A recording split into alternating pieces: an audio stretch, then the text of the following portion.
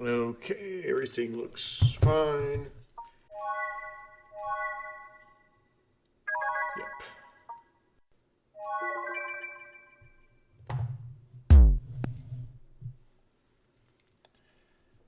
Okay, where did my window go?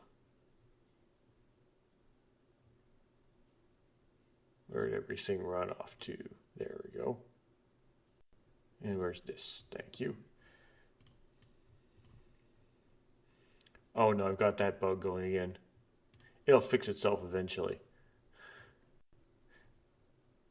What is he talking about? Okay.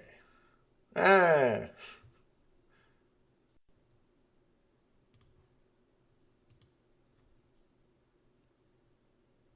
When I turned to the living room, there was a commotion, as if what? The party had already started, I think, was what that was supposed to be.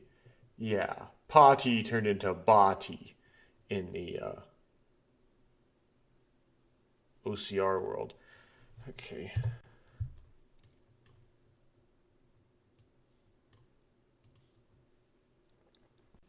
Actually, this was going a bit too far. I wonder if. Man, I hate this. Okay, put that to the foreground. Put that to the foreground and reminimize. Hopefully that will help. Okay. I had problems with Windows going to the background on me.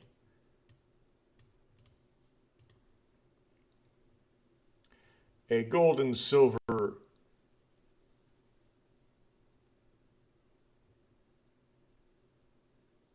Okay, well, let's see what Google Translate has later. A set of dolls and socks hung loosely from the ceiling in the flickering lights of the room.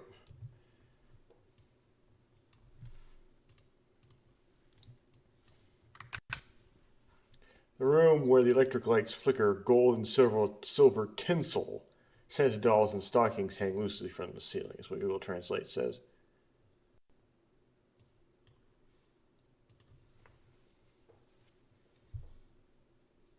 If this had been neatly drawn in, it wouldn't have been anything special, but it was kind of messy. It reminded me of a failed haunted house with broken lanterns and human souls hanging from it rather than Christmas.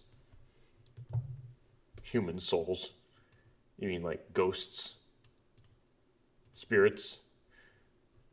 You know, it's not really it's not a literal translation of it. It's like that. Tomoya, indebted to her, looked around the room. Indebted to her?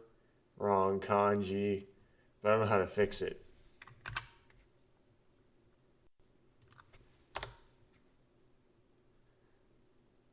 Yeah, basically, as Tomoya looks around the room, there's no indebtment going on here. That is a misread.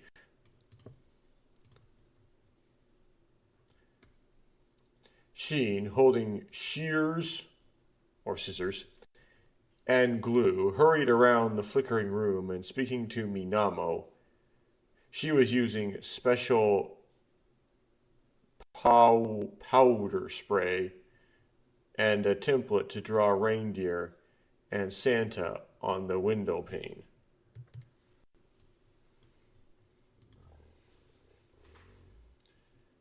Are you misunderstanding something? Today is Christmas.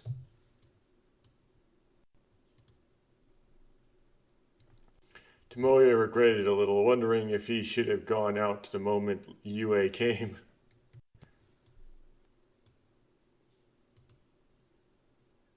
What do you think, Tomo-chan? What about my tree?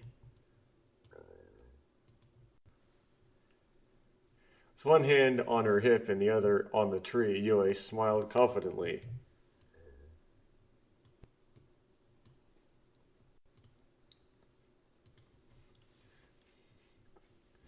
What do you mean? All you did was wrap it around a tree and plug it in. Don't lean on it too much, you'll collapse. It'll collapse. Everyone's so nice except Tomoya, who's just like horrible. What's with that tone? You're awful. I did my best. Yes, yes, I see. Well, thanks.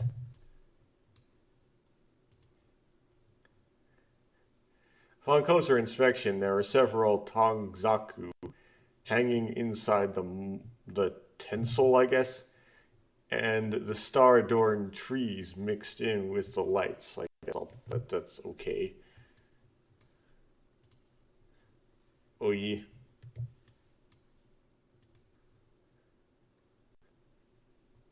Well, it's a different season, isn't it? Somebody picked up one of the Tanzaku and it had a big, I don't know what Tanzaku is. May everyone be happy from now on, written on it. And it's just written on it. I believe with magic is a, it's like a extra thing at the end, right? No, interesting. What does Google Translate have to say?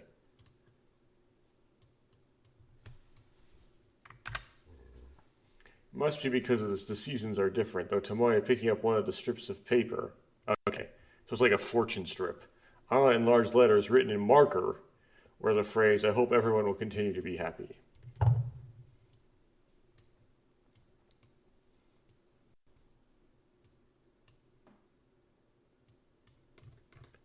Oh. Oh, that's funny. It's like a scroll where you can't drag it if you're at the top of the scroll. That's weird. The handwriting made it immediately clear that Yue had written it.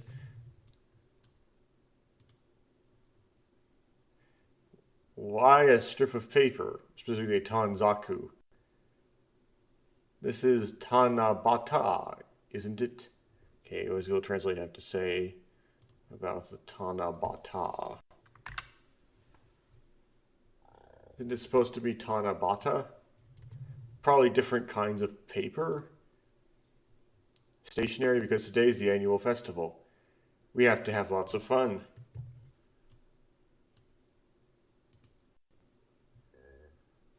Faced with that unquestionable smile, Tomoyo could no longer bring himself to object.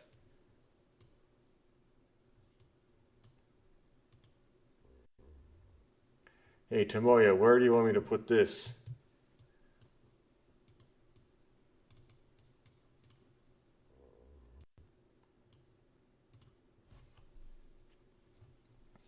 Hearing a voice from behind me, I turned around to see her holding a three-tiered Kagami mochi for some reason. Oh, okay. Well, at least I know what a mochi is. It's like mashed up rice.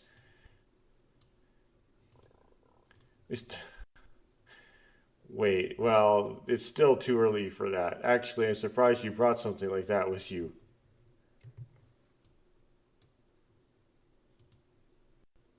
Right, it's supposed to be for New Year's.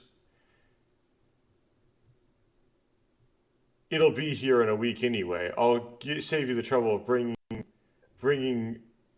the New Year's party then.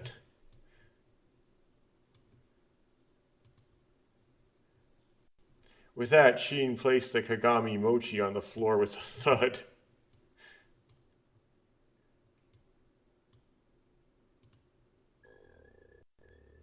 New Year's party? Don't tell me we're having it here.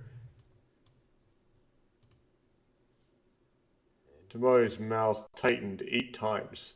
Which, no, it's just his mouth tightened. Ah, we will. After all, there's no other place this big.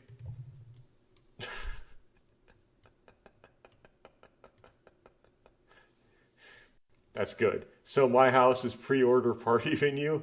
And why don't we just leave that mochi like this and let the New Year pass?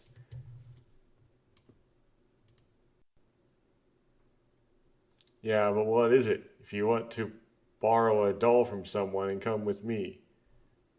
What? I don't know. I don't remember. I don't know who Tomoe is talking to here. That's true. What if I borrow a Hina doll from someone and bring it with me, and maybe a May doll too? I don't know what those dolls are used for.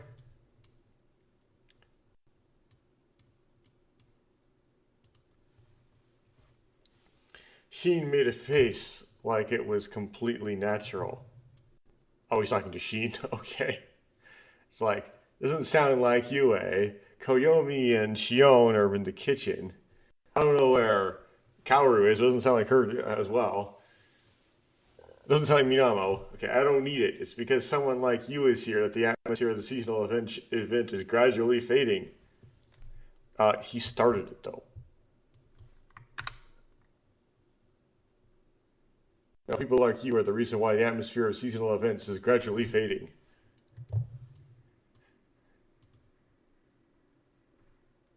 So, can you? Yue smiled regretfully behind me.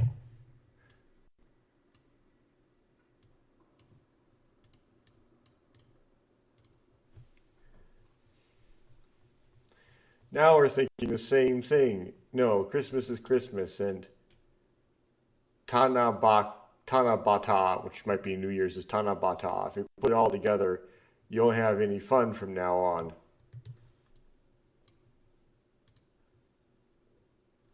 You're so stiff.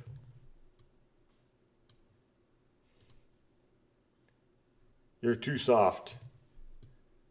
I don't know who's saying what to who. And weird if Tomoya was complaining about the atmosphere of seasonal events when he just doesn't care about any of them.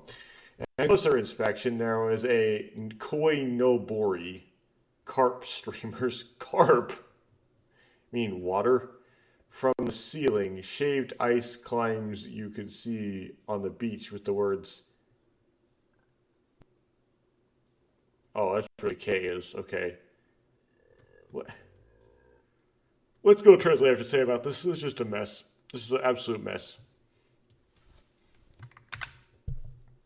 Okay, let's replace the K with a Mizu.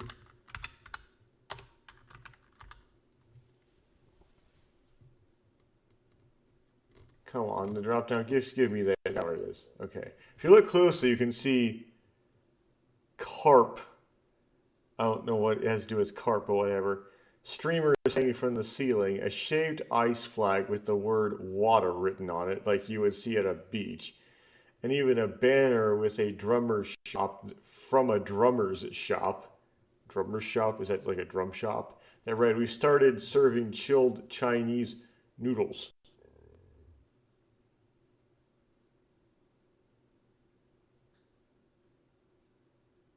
That's wrong. It is Japanese.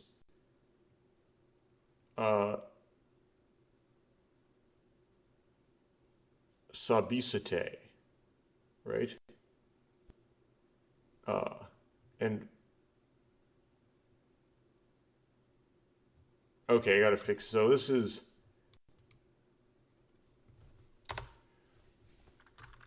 Hon.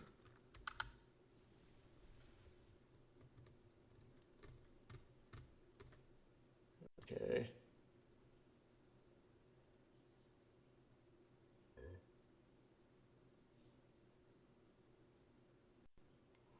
So it is called Chinese noodles, and today is a special day, but I don't know where it came from. Okay, so it's a bunch of nonsense like in the decorations, I guess, but anyway, it's today is a special day, not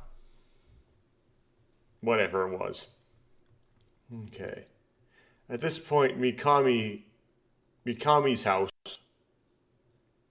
the Mikami household's living room is a chaotic space. I have no idea what time it is or what day it is. Such a chaotic space. Now then.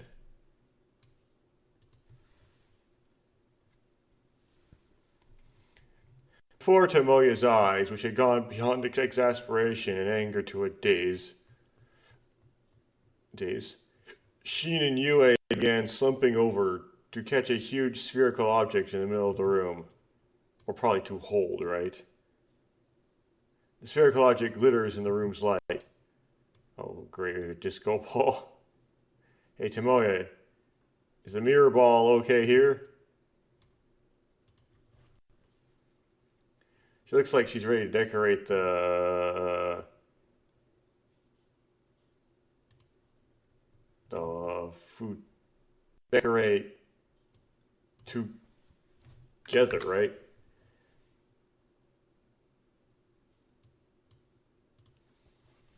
This is 3. Both of them are excited about decorating. Okay, that's better. Just do whatever you want. There's no point in refusing this, Tomoe replied appropriately, leaning heavily against the sofa and sighing again.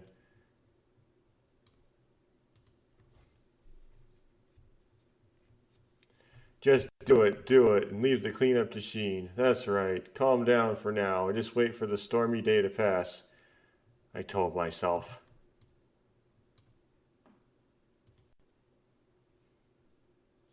When Tomoe glanced at the window without looking, everyone's window decoration seemed to be almost complete.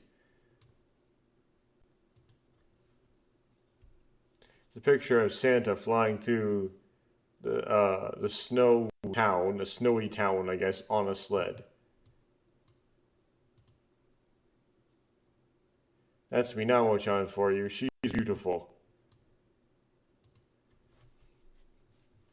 It was the only calming display in this absurd room. Oh, really? That's... Minamo, who had been spreading her heart out, looked up a little happily. Shh. Really? In here? Tomoe glanced around the room. Sheen, who had gotten on the stepping stone, had brought with him from the kitchen at some point. What? Stepping stone? Oh.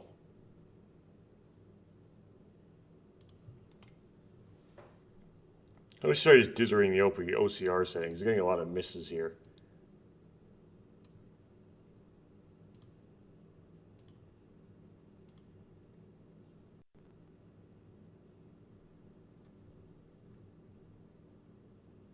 Okay.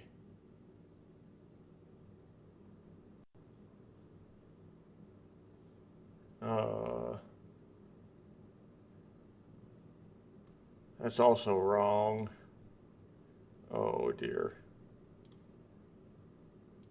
What's the difference between the two settings I just tried? Sheen, who had gotten on...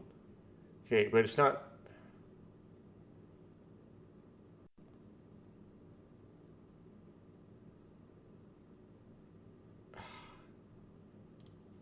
Something about Sheen about to lose his balance, he sets up the mirror ball. Oh, what this first part of the sentence is. And that probably has to do with a certain missed kanji. How do I get it? Newspaper. Let's trying putting random words into... No.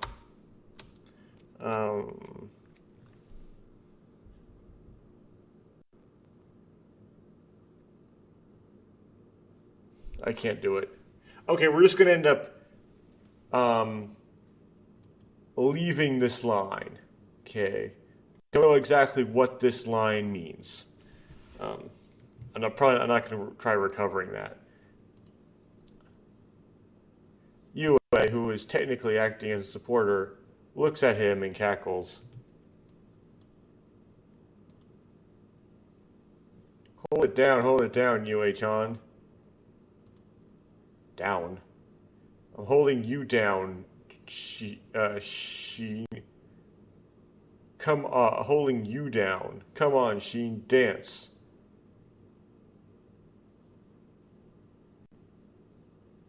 Sheen-kun, dance. Okay.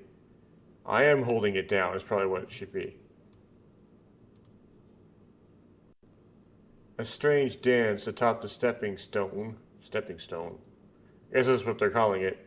Sheen is struggling with the mirror ball.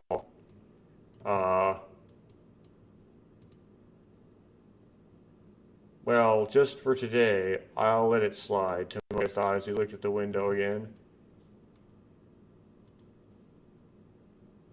Minamo set about finishing the painting, and it looked like she's finally finished. And she said, "I was like, I'm still in the middle of it, right?" Phew, she exhaled and wiped the sweat from her forehead with her arm.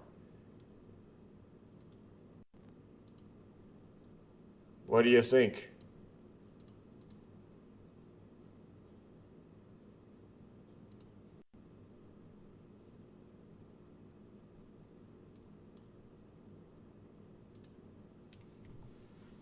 Okay. Gotta be like that.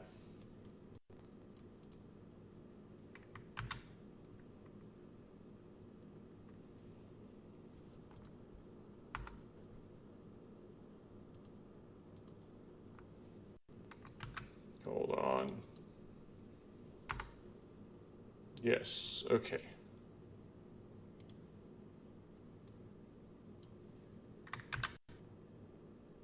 Nope.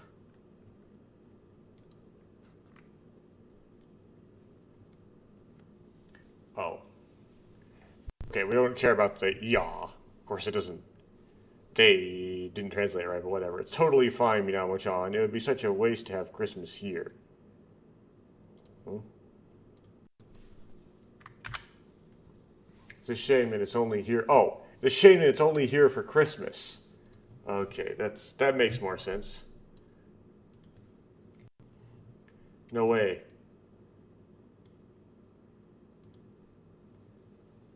Minamo casually looks up the can of spray and opens her eyes wide. What's wrong?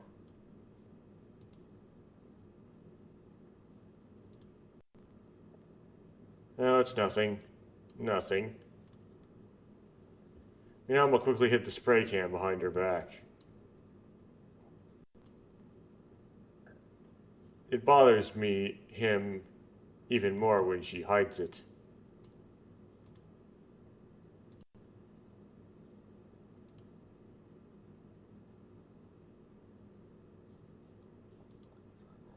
Come on. What, is something wrong with the spray? Tomoya leaned forward. Just then, a slightly bad feeling crossed his mind. Uh-oh. Don't tell me. Minamo nodded slightly, then handed Tomoya a spray can. I'm sorry. Just go Minnasai. About what? Minamo murmurs in a soft, fading voice.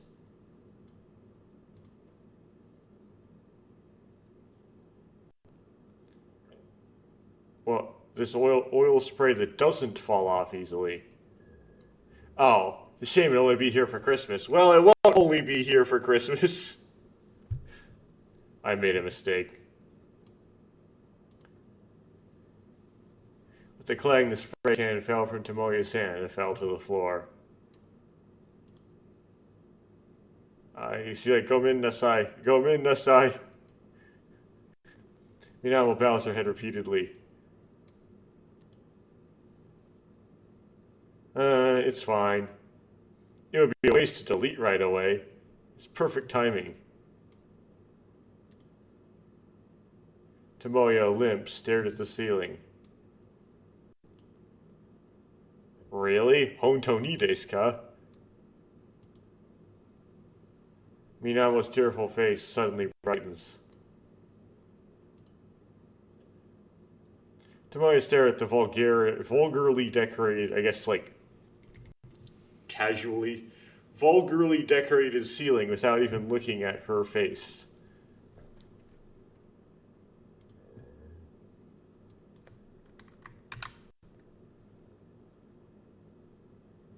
Tomoya didn't even look at her face, just stared at the vulgarly decorated ceiling.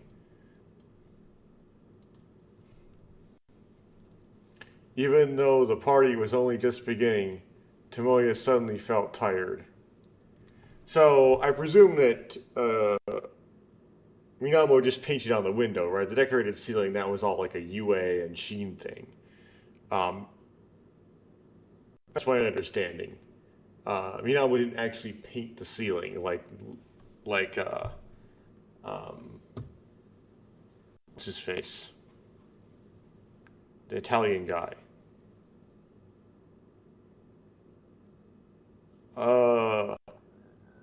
painted the Sistine Chapel.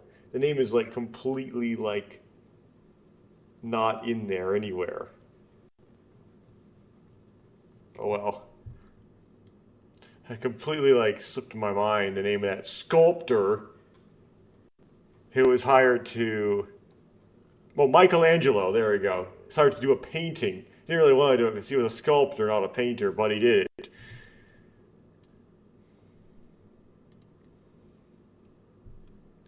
Whoa, in the center of the room, Sheen, who has succeeded in installing it, I presume the mirror ball, but had finally lost his balance, about to fall to the floor with his back down, or I guess on his back, fall in the supine position. That's why I said it's impossible. I don't know why it's so hard to whatever he's doing. I don't understand that.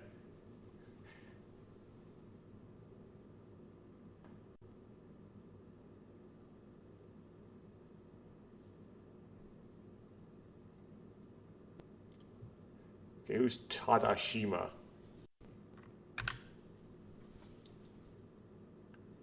Wrong kanji. But Yue, not wanting to get caught up in the action, went around to the back of the sofa, crouched down, and said,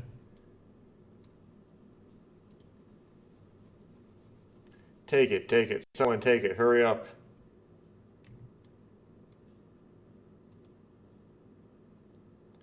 Along with her voice, Sheen, who had flipped his body around just before falling, landed spectacularly.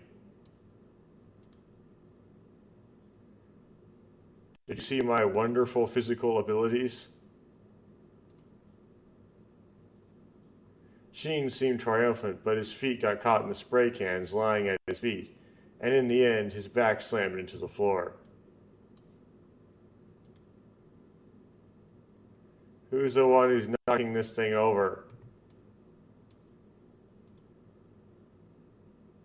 Sheen screamed, holding a can in one hand as he rubbed his aching back.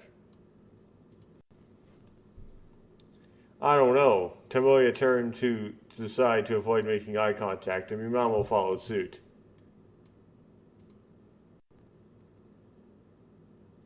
You've ruined this wonderful place of sleep.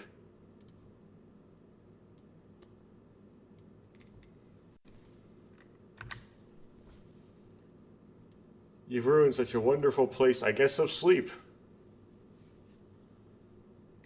Oh, wrong word. I don't know. Wrong kanji. Probably not sleep. Sensing Sheen's piercing gaze, Tomoya whistled playfully.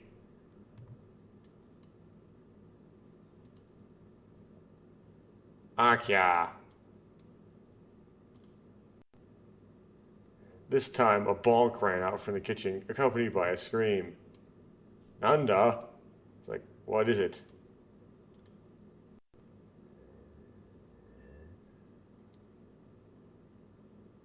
You're totally unsettled, Tomoya said as he stood up, and Sayumi jumped into the living room and started opening the window. Something got burnt. Feeling uneasy, Tomoya stood up and Sayumi came rushing into the living room and started opening all the windows.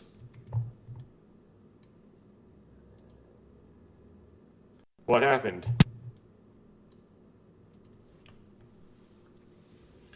It's nothing. Now we have to ventilate it. Open the oven that was preheated to 470. That was heated up to 475 and cooking like, I don't know, prepped breaded fish fillets, like something like that, something really smoky. There was no way that there was nothing when he saw Sayumi's strange smile.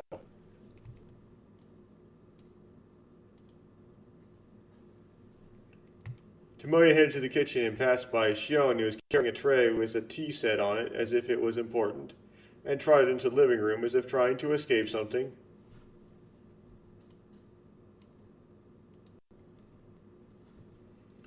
Mikami-san, you shouldn't go that way.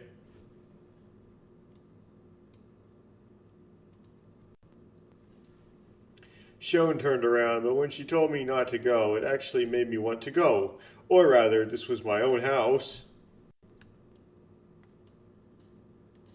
Okay, Nanshi Tandayo.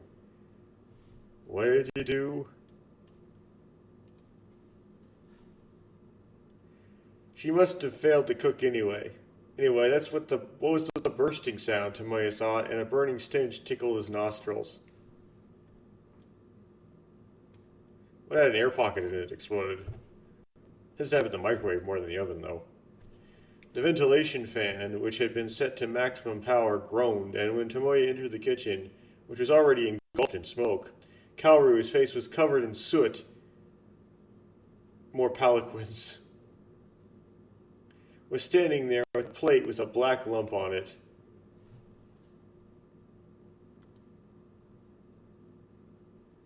Wow, how hard is it to set oven temperature? Why are you cooking the cake at 475 for? Of course, that's in Fahrenheit.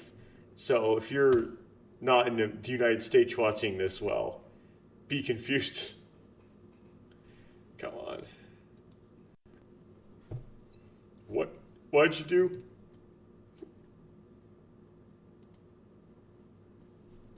I guess I messed up a little. She stuck out her tongue cutely, but her face was black and dirty here and there.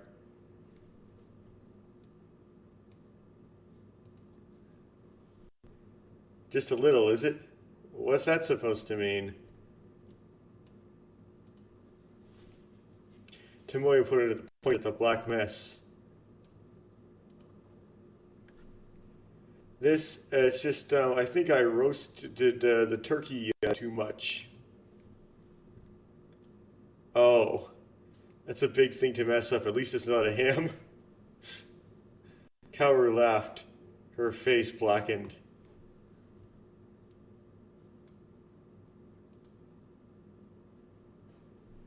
Turkey roast? Did you roast a turkey?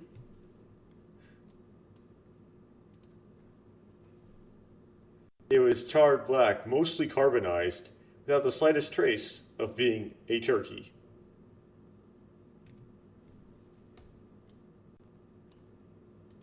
I don't know how you pull that off. Well, you see, Sayumi-san is,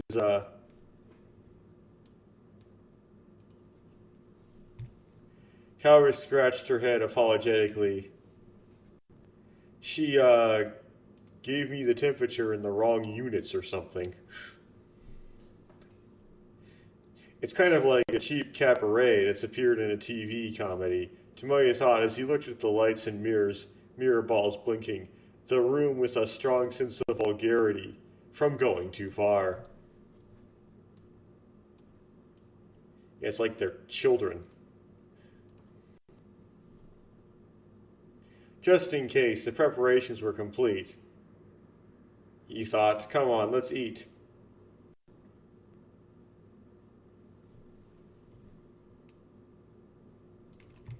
But something about the main course could not be eaten. Everything was ready, and we thought it was time to eat. The main dish was already missing, and we couldn't eat it.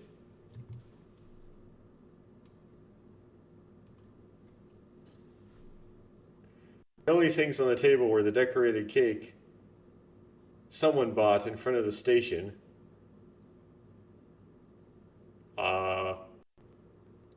and the tea Shion made.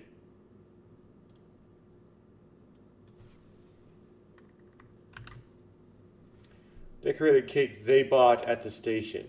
Okay. So, like, probably Sheen bought. Even if the tea was still fine, the problem was the cake. Perhaps because she or he was stingy about the budget, it was divided into the smallest portions for everyone. So it was thin enough that it looked like it would collapse if you blew on it.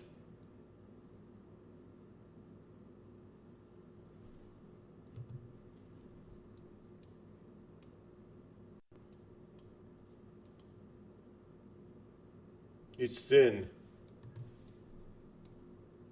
Never heard of a commercial cake that small though. Like if you had How many people do we have here? We have the 5 girls and Tomoya and Sheen, right? That's 8 people, 7 people. I never heard of a commercial cake that would not be like a lot already for 7 people. That being said, I'm an American where I live someplace where every commercial prepped thing is just huge.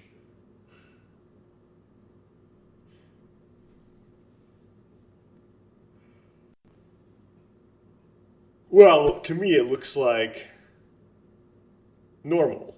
A place it's where everything is not small, you could say. Tomoya muttered, "Look, it looks like I can finish this in 3 bites."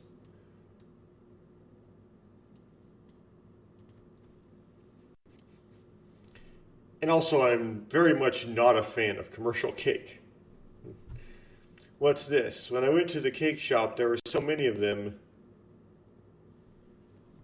that I was able to buy one. Right? Oh my goodness, I went to the cake shop and they kept selling out, so I finally managed to get one. Oh.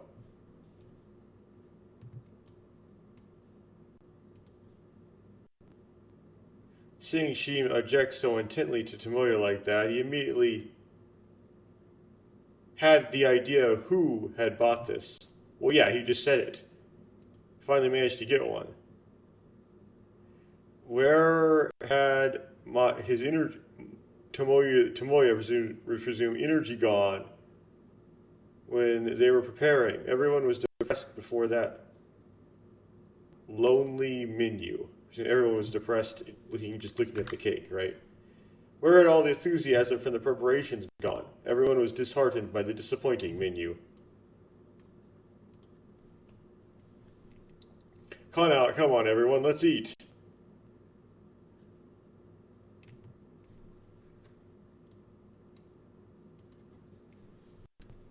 Shio must have sensed the mood because she worked and acted cheerful, or worked on acting cheerful. This is like what Let Them Eat Cake was foreshadowing. Yeah, that's right. Why are you so depressed? Turkey isn't everything.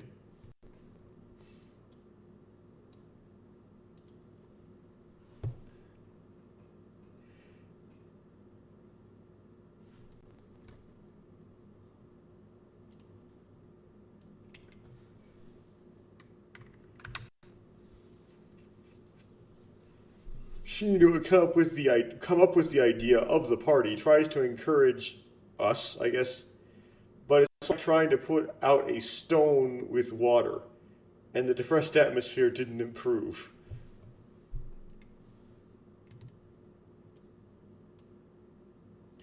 Itadakimasu. Do something you say before you eat. No, it doesn't say I'll give you the first one. It just means like thanks for the food.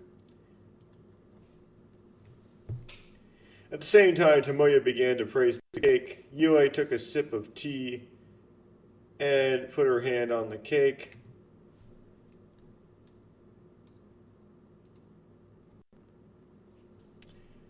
I have plenty of seconds of black tea.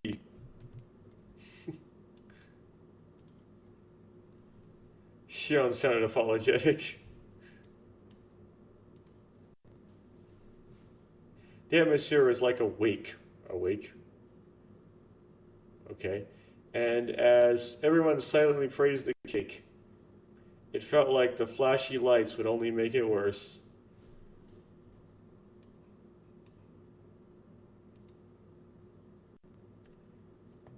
And then when you're done, you say, Zochi so sama. Which also means thanks for the food in a different way. Tomoya finished his cake with 2.5 mouthfuls and took a sip of his tea.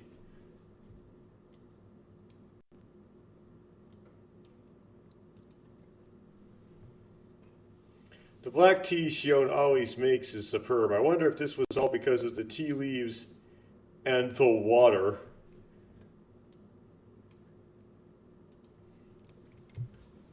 Meanwhile, Sayumi stood up from her seat, arms crossed.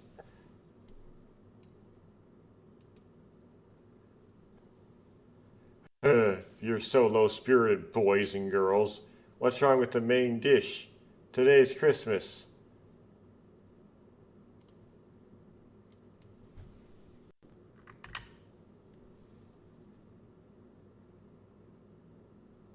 Yes, what's wrong with the main dish? I don't know what she's talking about, but it's very impressive to completely carbonize a turkey. Like I don't know how you exactly you do that. Like you have to, because the cook time is typically already like 2.5 hours, so it gets like rubbery if you cook it. I don't know, 5 hours, and you have to have the temperature off too, wouldn't you? I still might actually carbonize, just might turn into like this like shrivelly mess. It wouldn't carbonize. It's not like if you put like a slice of bread in the microwave and then microwaved it for 2 minutes or something like that. To be precise, it's Christmas Eve. Wait, I thought it was the 25th.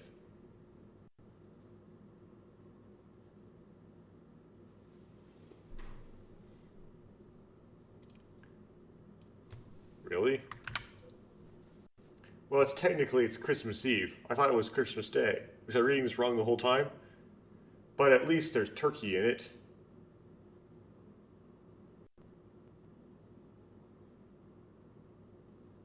Well, there is no turkey. Okay, let me next line.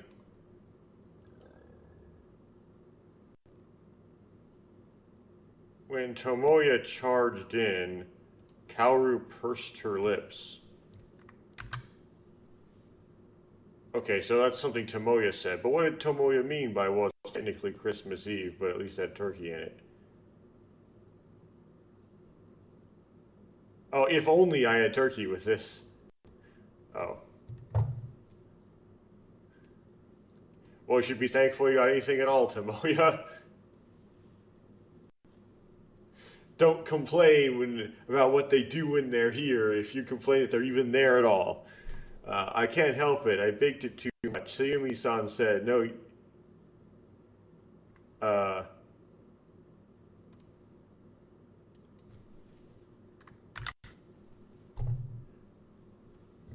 I can't be helped. It was overcooked. Sayumi kept saying, not yet. So I just left it as it was.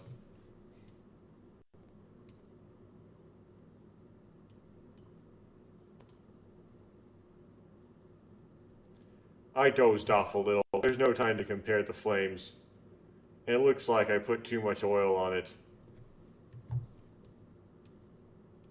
Is this like a gas stove? What kind of stove is this? Sayumi smiled bitterly. Just when I was thinking that burning it would be perfect, it caught fire.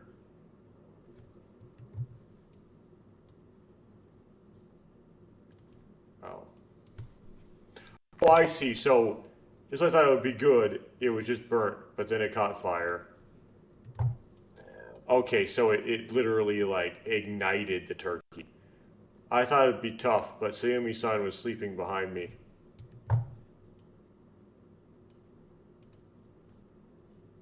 Everyone in the room turned to look at Sayumi.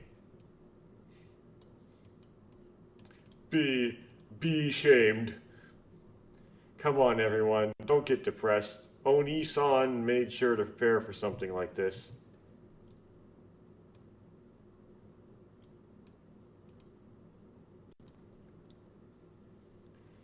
Saying that to gloss things over, Sayumi took a paper bag out of her carry-on bag, I guess her like handbag, and scattered its contents across the table.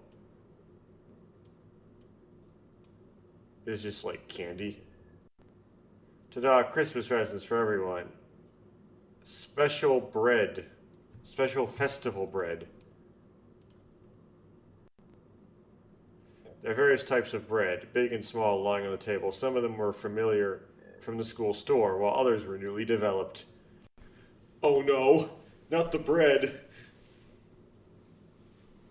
It's a good opportunity to appropriate the dead bread from Mexico.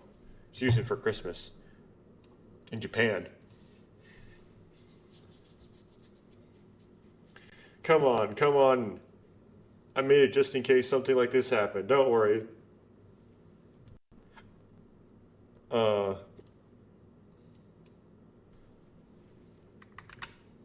I gotta fix the kanji here. Eat. Oops.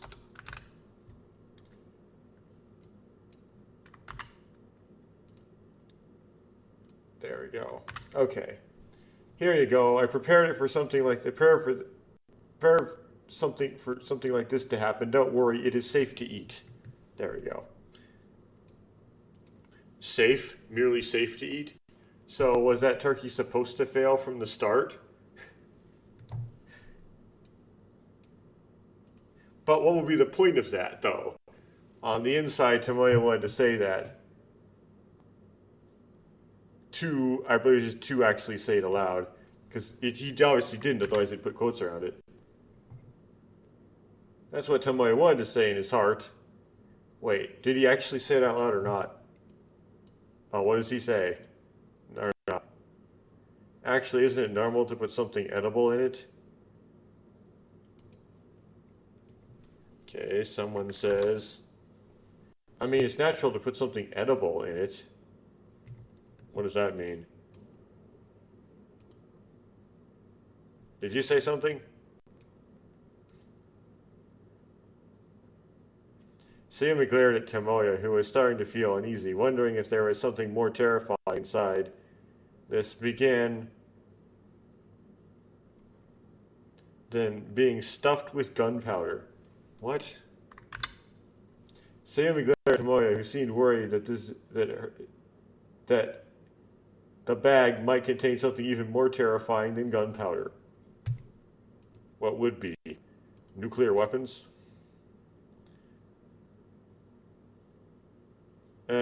Not really. Hey, eat up. Not really edible? Tomoya elbowed Yue, who was standing next to him. Tomo-chan, eat first.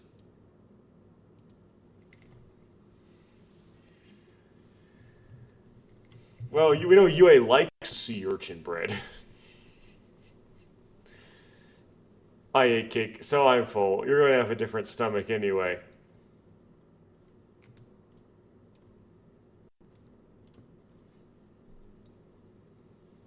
It would be rude to say test for poison to Sayumi, but Toyomi's like a cup, like the cupbearer. But Tomoya wanted Yue to play that role, but she could see right through his plan.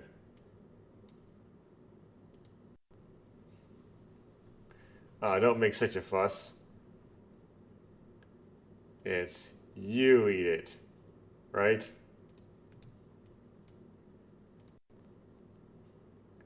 Sayumi,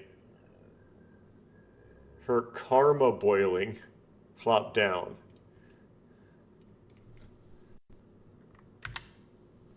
Sayumi, fed up, sat down in a heap.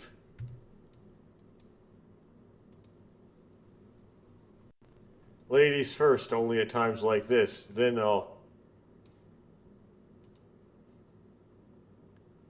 Taking the leap, Shion picked up one of the breads and put it in her mouth. Oh, okay, so she's the one who said ladies first. Tomoya watched her with bated breath. Everyone but Sayumi froze at the reaction.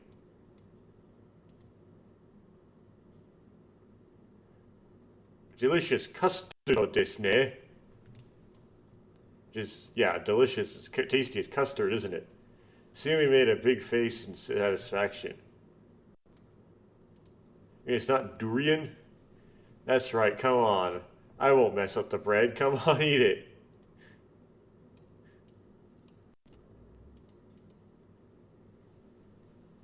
Tomoya picked up one of the breads, even though he felt something about her saying just the bread bothered him a little. Or mess up the bread, maybe.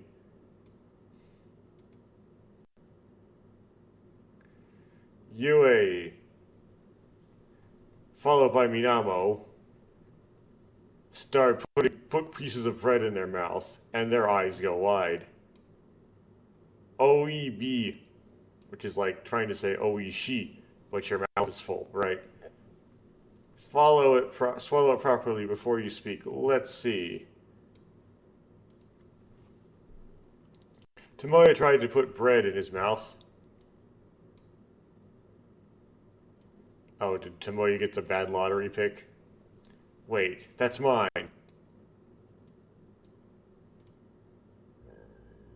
No sooner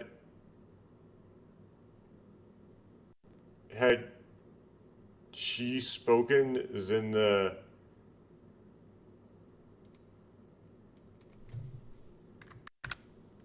without a moment's hesitation, Sheen, who was in front of him, snatched it and put it in his mouth. Well, wait a second. What? Isn't there enough for you? Yeah, you're way too stubborn. Yeah, you're such a good-for-nothing. Sheen digs into her bag and starts mumbling.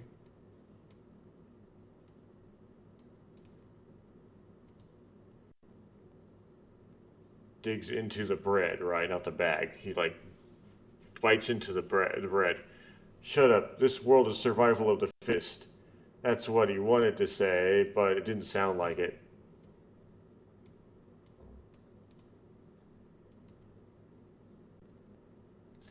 Don't fight for the bread anymore.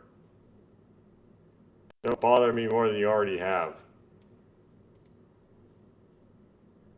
Sayumi was in a good mood, almost twisting her body in response to the well-received reviews. I guess I'll just have to. Just as Tomoya picked up new bread.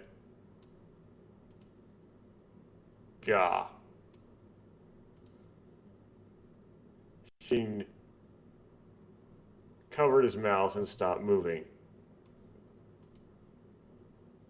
What's wrong, Mook? Tomoya put the bread in his mouth without a care, probably because he wanted to say, "Oh, she," like an old lady trying to take the hit again anyway. What does that mean?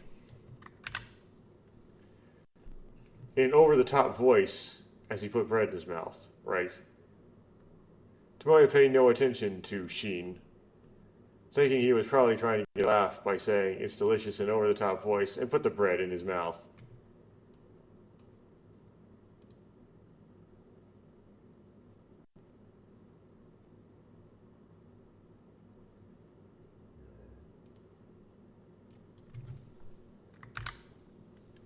Hey, something's wrong.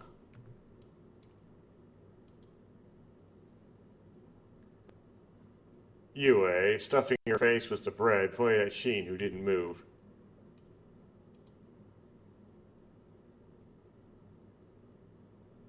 You're supposed to eat it first. Who said that?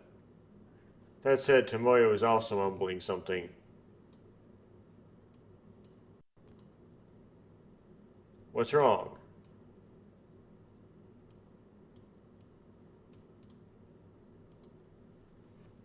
Sheen got the special one? When Sheen called out to him, when Shion called out to him, Sheen looked as if he had been saved, and tears began to well up in his eyes. Been saved?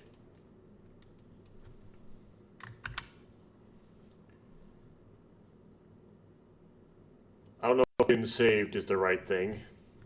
It looked negative, not positive. Maybe like he's been saved with, Narcan. Tomoya also felt something extraordinary in his face. Oi! Mu. Suddenly, a soft and sticky sensation spread through Tomoya's mouth at the same time.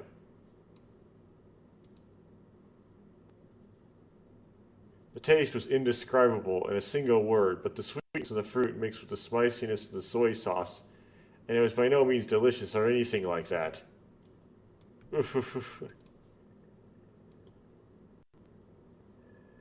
Tomoya glanced at Sayumi.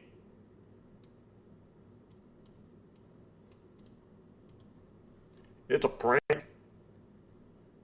Yeah, that's probably the natto bread, or more accurately, Bunin natto panbon aratame, whatever that means. I made sure to mix natto with green onions and oil. It's good, isn't it?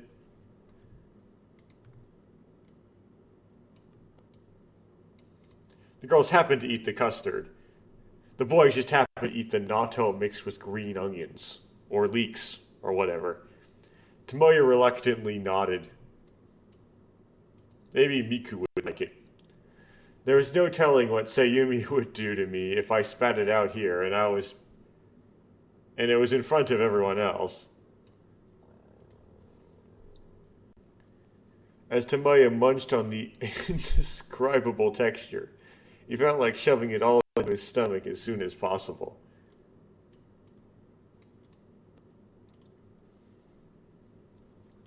So, Shin-kun, is it sea urchin? Of course, it's also an improved version.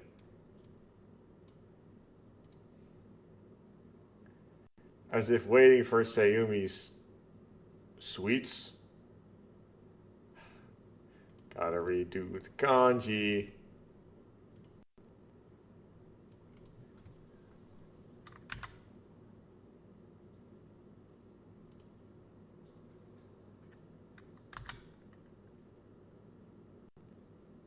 Okay.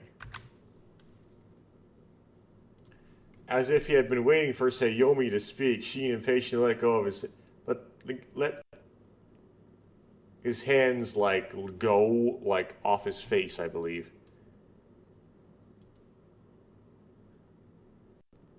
Wow, you're so stupid, Shinken. Paying no heed to Yue's words, Sheen placed a round object on the table in the palm of his hand.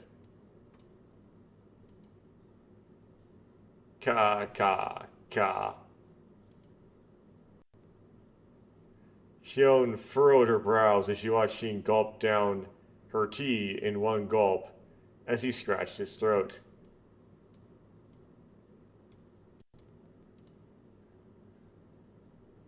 Well, that's how you drink it. Just so you know, it's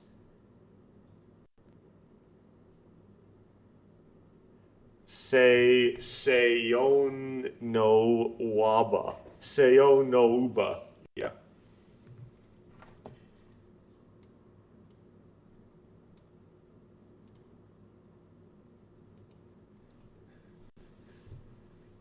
Good tea and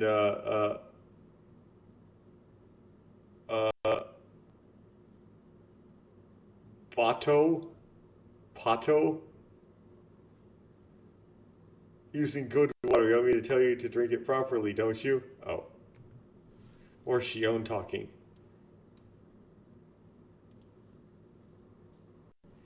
Please don't listen to that long lecture. Please don't give that long lecture again. Mumbling and moving his mouth, Tomoya summarized his feelings and put them in an easy-to-understand way, and Shion nodded in understanding.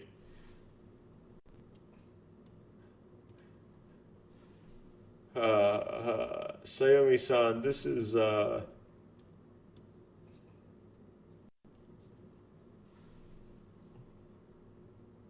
Finally calming down, Sheen pointed to the sphere on the table.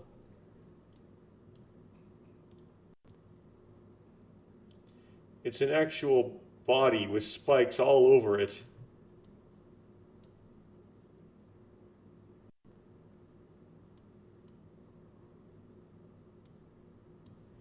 Oh wait, so it's not sea cucumber, it's sea urchin. Okay.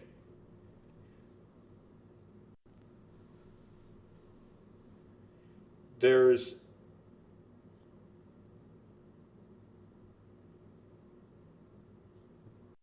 uh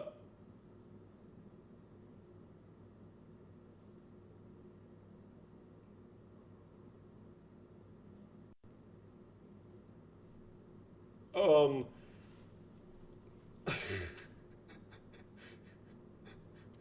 so the point is she was trying to imitate a sea urchin using chestnuts.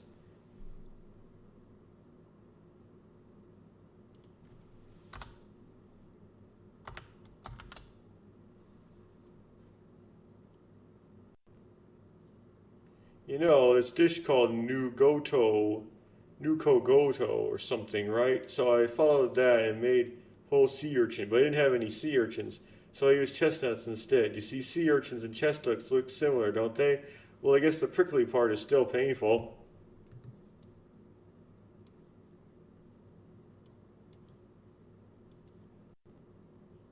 It hurts. With tears in his eyes, Sheen barks, blood dripping from his mouth. Literally took the kanji for mouth, the kuchi, and turned it into day.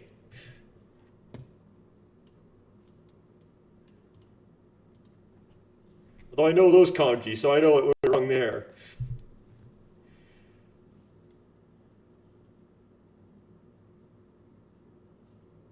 He had put it into his mouth without any resistance or doubt.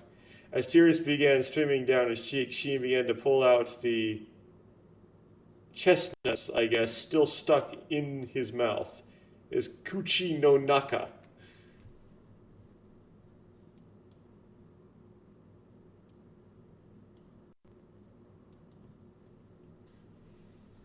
Kaoru, who had been watching him, gently offered Sheen a tissue.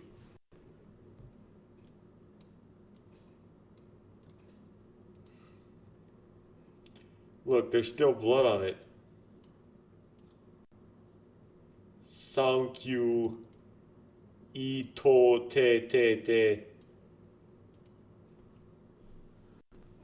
The way he pulled the spines stuck in each and every that were stuck in his mouth, I presume, each and every one of them made it seem like it was going to hurt anyone watching.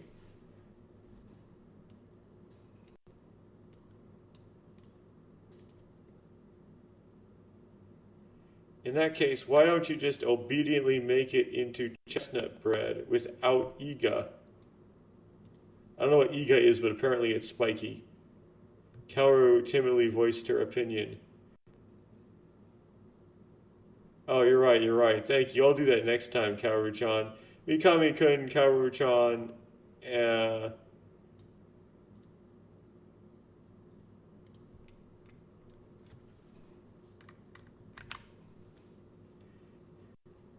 Mikami-kun, give Kaoru-chan a cushion.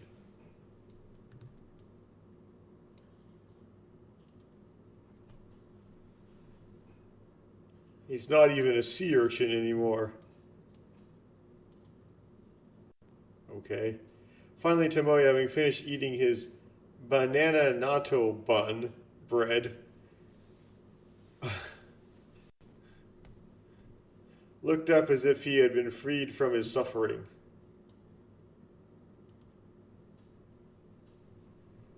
Whether they were lucky or not, Sheen and Tomoya had been the only ones to hit Sayumi's too weird bread, and it hadn't harmed the girls' group.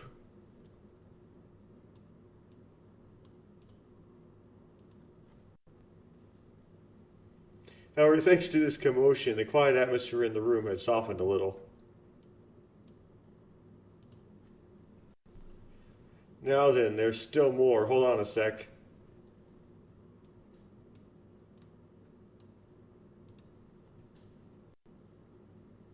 A shudder ran through the room where the nasty lights blinking at Sayumi's...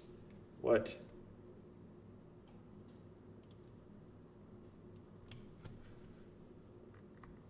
But wait, there's more. Sayumi's words sent a chill through the room where the tacky electric lights were twinkling. In particular, she and Tomoe looked at each other and said, "There's more?"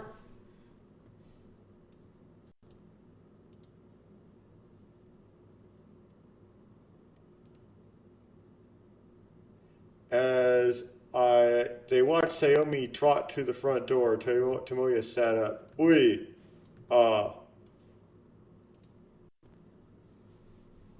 Sheen followed suit and sat up, saying he didn't want to be forced to eat anything weird anymore.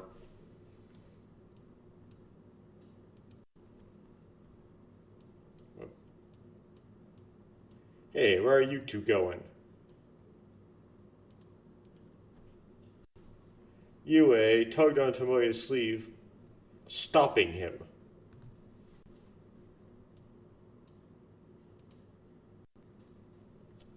What do you mean, where? The bathroom. What a coincidence, Tomoya. I'm going to the bathroom too. I had to step out there. I'm back.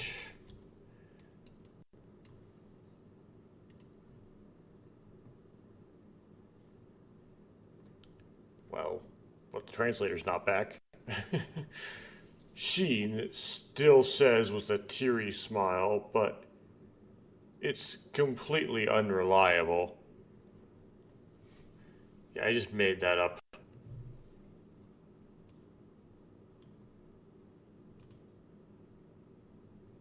That's a lie, Tomo-chan. Don't run away.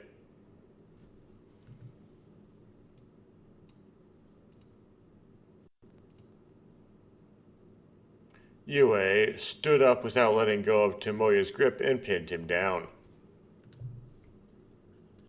Or let go of her grip on Tomoya. What are you doing?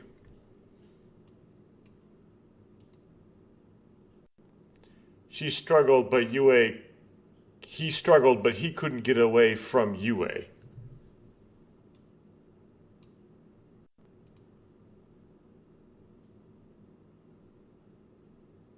actually come out as a tsu.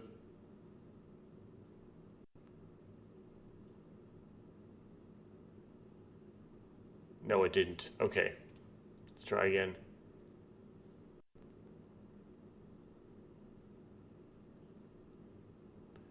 Okay. Kaoru, who had been watching this, joined in, and Tomoya couldn't move at all. All he could do was flail his legs.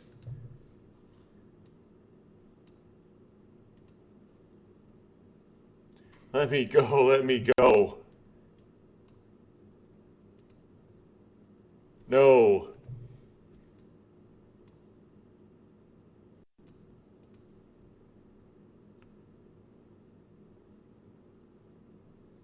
Stop it. Another stop it. Who's that? Who's tickling me?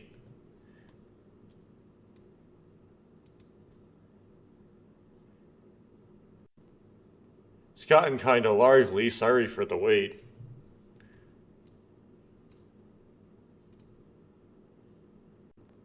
Tomoya looked up to see Sayumi standing there holding a long stick when she came back to the front door, or from the front door. No, it would be from the front door. She went from the front door to the living room.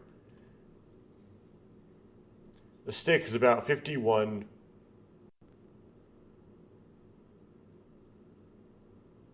It's not 51, it's just 50.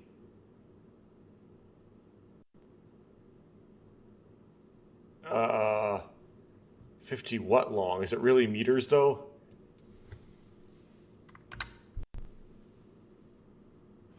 Okay, I have to make this into a kana. Ju.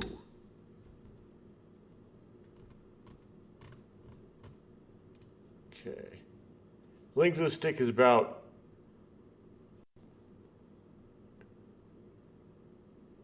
1 meter.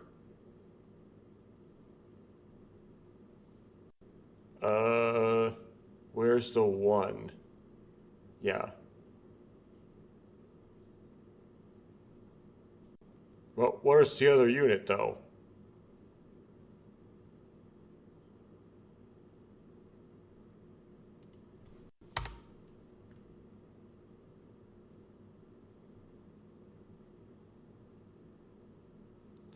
The length of the stick is about 1 meter or 50.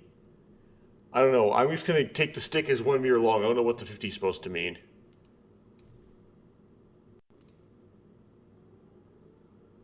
The bright smile on her face, she readied herself as if throwing a fight, and Sayumi approached Tomoya.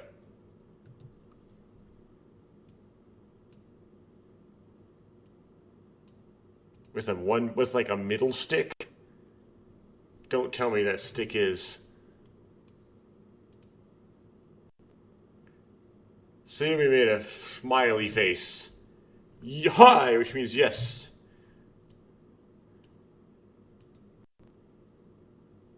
At the signal, Yue pinched Tomoya's nose.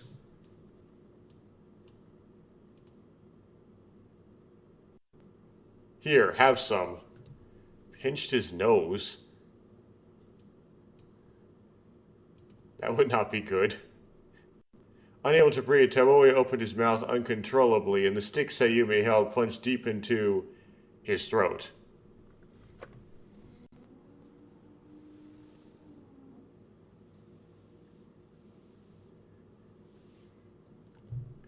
I would just hold my breath. Moof. Is it a candy cane? Is that what this is?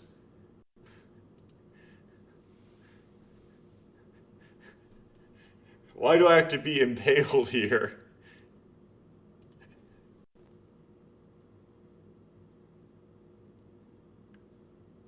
What do you think of the special long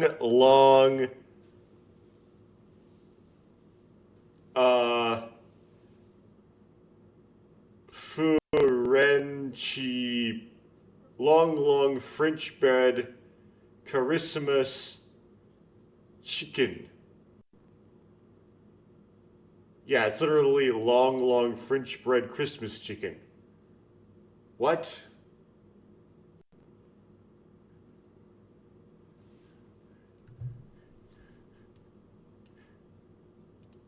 Og.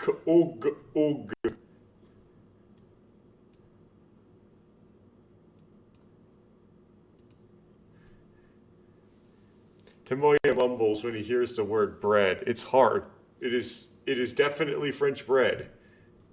It's not, but it's so.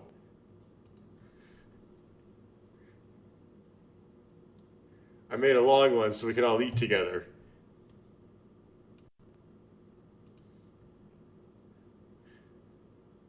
Tomoya moved his mouth, tears streaming down his cheeks as he was poked in the throat. There was chicken sandwiched in the middle of the bread, and aside from its length, it was normally delicious. Un.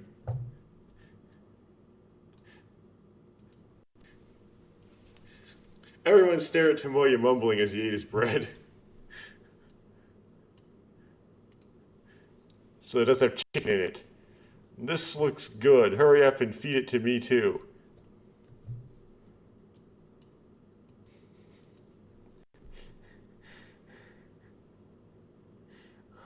What do you mean by this?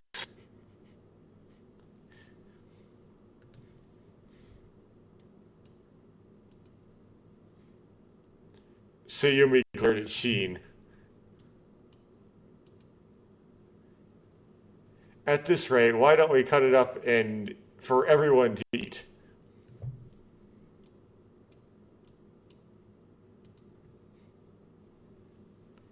Sean brought a knife from the kitchen, wondering if it would be okay to eat it skewered like this.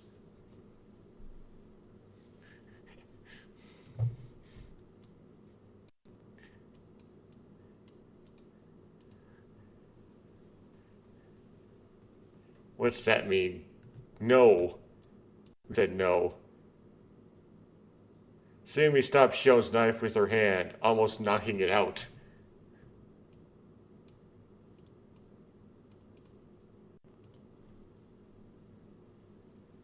I wasted trouble in making it this long, so we have to eat it like this. There's no point if I cut it.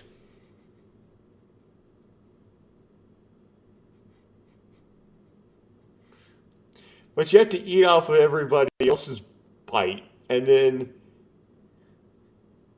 or I mean the previous person, and you look horrible.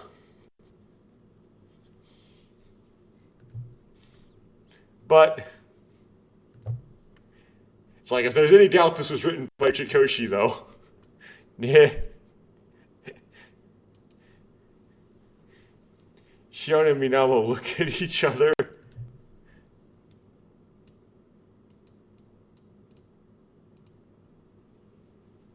Yeah, it'll take a long time to do it one by one.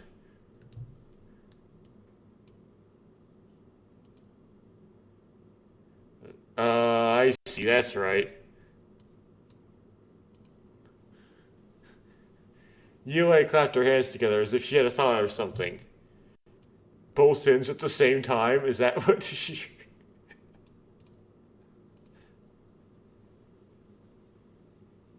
Shinken, can I?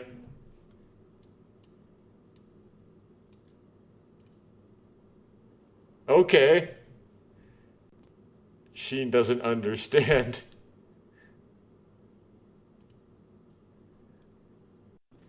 At Sayumi's signal, Sheen cracked the crackers.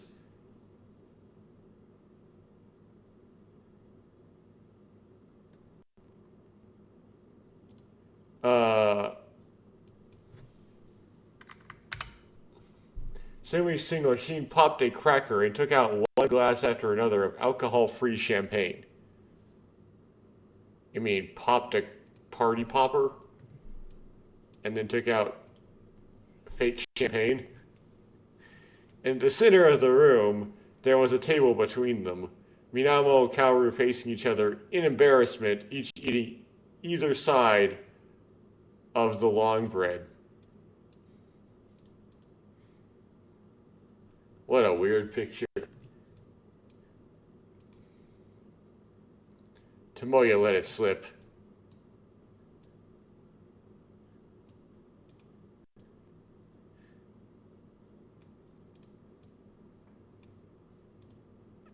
We're not gonna draw it, though. Yo, you two. Yue smiled and applauded.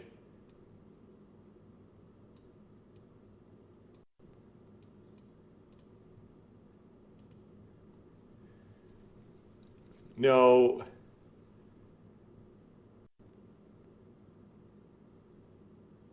We can eat at two people at once like this. That's how it is. Yue-chan, you're great.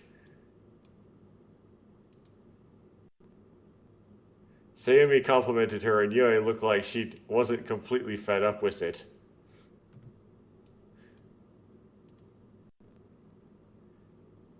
You should just hang up.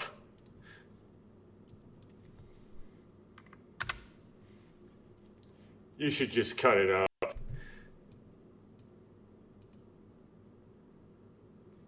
Tomoya let out another sigh as he watched the two of them munch away at the bread, as if it were a punishment game or something. Around them, Sheen was wearing a Santa hat and frolicking around energetically. Sheen was quietly drinking the tea she had made herself. Oh, so she stopped eating the bread?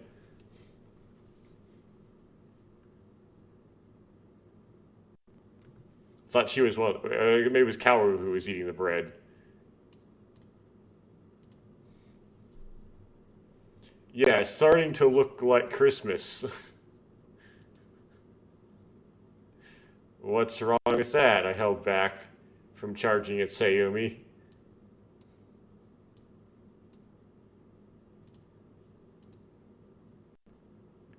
Geez, Shinken, you're drinking champagne in one gulp and blowing it through your nose. Oh, that's right. Yue tugged on Tomoya's sleeve a little, but he could only reply vaguely. Right now, we're having fun making a fuss, but what should we do after this? That's what I was thinking when I heard Yue's voice. Then, from me to everyone, here you go. Sheen pulls out a teddy bear from the paper bag he brought. For someone who took it out in high spirits, there's absolutely no reaction from everyone.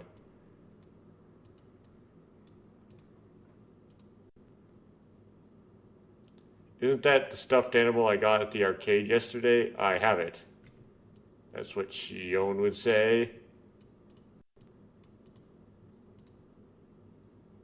Really?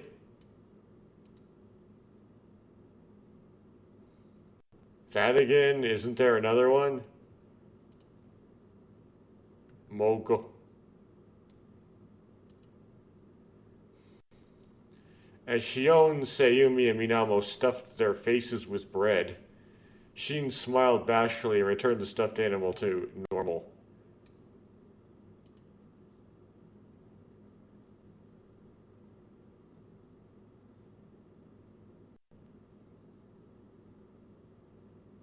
Are you handing them out to everyone?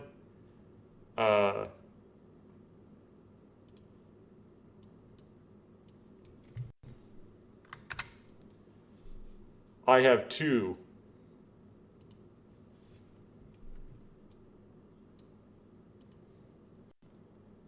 Yue is exasperated and crosses her arms.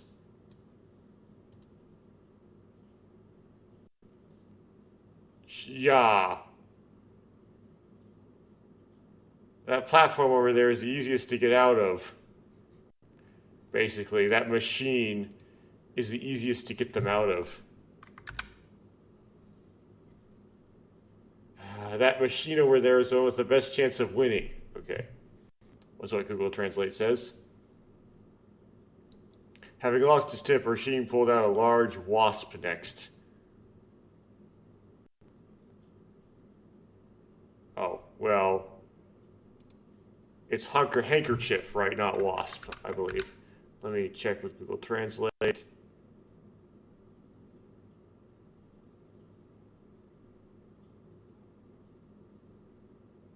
Why did that revert? Okay, hit translate again.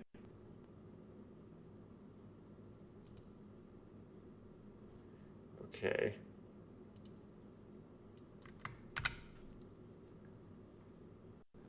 Let me get rid of this one. Yeah, Sheen took out a large handkerchief. That's correct.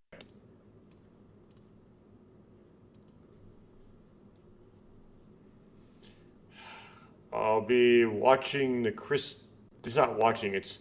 Well then, the Christmas Magic Show is next.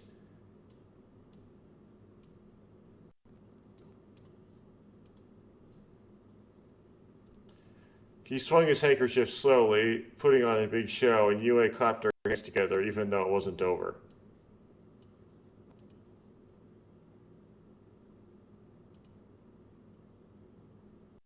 Amazing, amazing, Yagami. You're going to...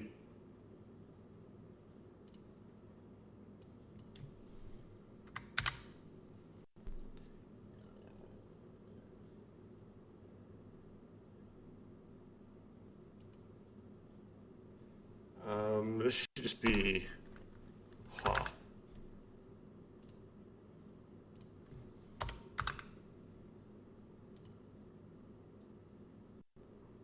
So it's like, wow, wow, is it going to pop up? That's, I guess, what Yue says.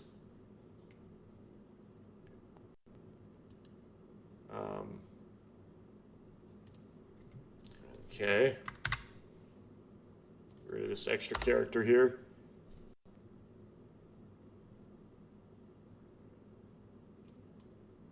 Oh, come on. E.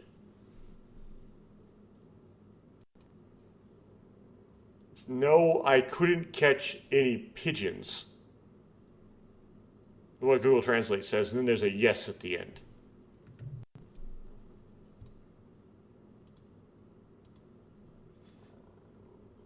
When she quickly lifted the handkerchief, a white mass fell to the floor with a thud.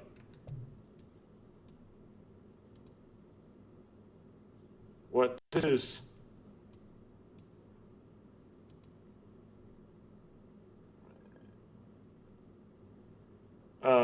Sheen took a step back, almost probably spilling the tea.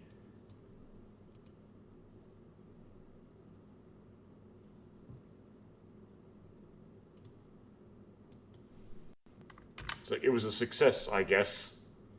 There's no really just in case, it was a success, I guess.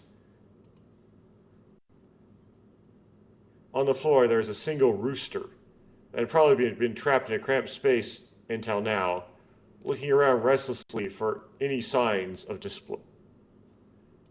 With signs of displeasure.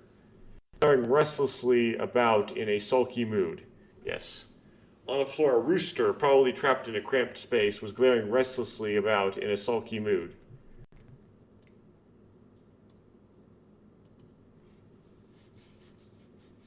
That would be pretty big.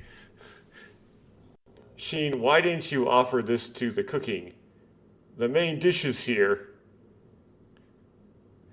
Well, you gotta pluck it and stuff. Kwa.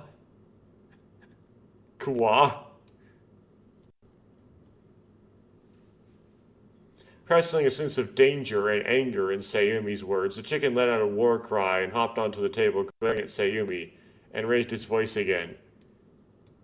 Byaa!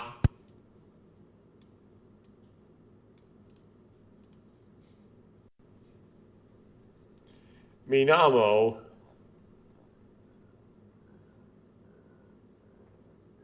and Kaoru pulled the bread away from its mouth. But when she jumped back to the corner of the room, Shion had gotten smaller.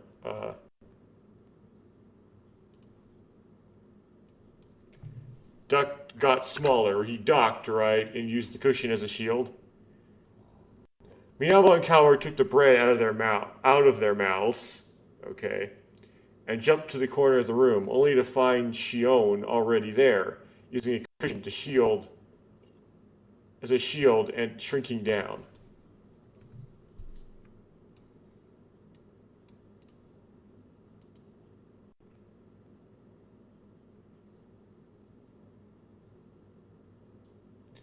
Hey, I'm surprised you survived today.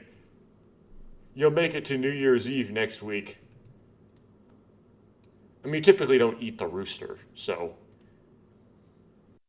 Sayumi raised her voice at the chicken on the table. Undaunted, the chicken squealed shrilly and watching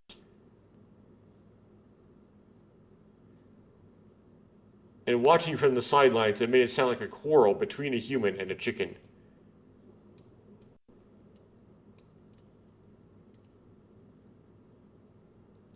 Sheen, grab it from behind.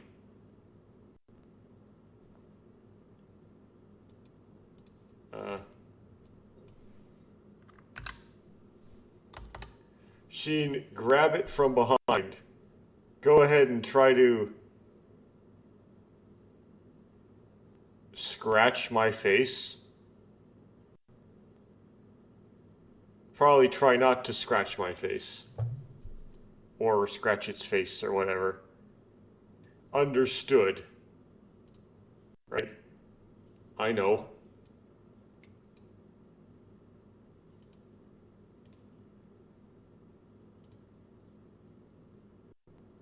Sensing Sheen slowly approaching from behind, Chicken turned around and delivered a powerful roundhouse kick to Sheen's face, hopping its wings and dashing around the room.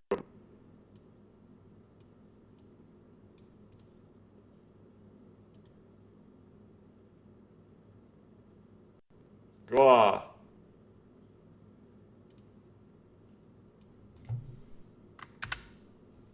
Face.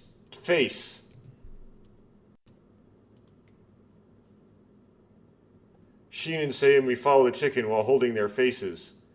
As for Yue, she was standing on the sofa, clapping her hands in delight at the sight.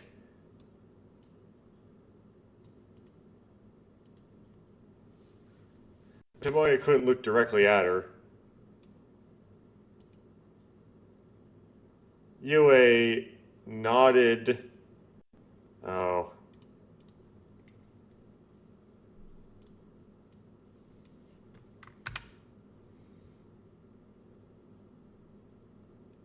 Text file. Grab that.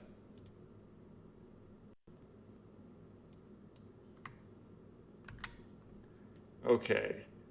She simply nodded in response to Yue's words.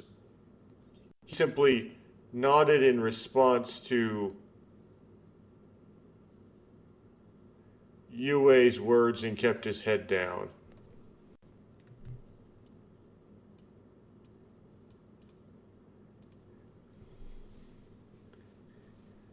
Over there. Ah, Sheen, you're making fun of me. Hey, Tomo-chan, what kind of face would Aya-chan make if she were here?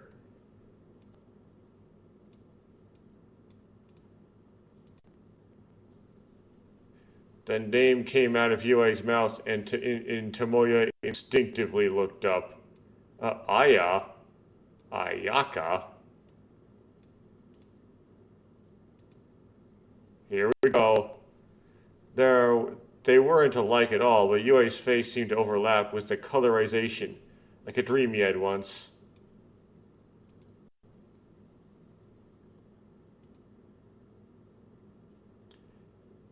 Yeah, I'm sure she would be screaming and running around.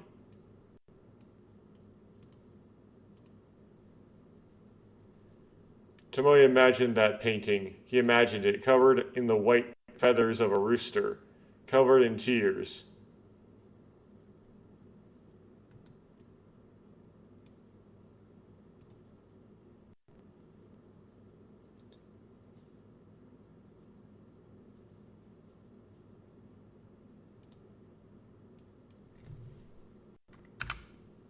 Should have been sad, but for some reason, Tomoya burst out laughing at the thought. You're probably right. Hey, Tomo-chan, you should look forward to it more, too. It would be bad for Aya-chan if you look gloomy.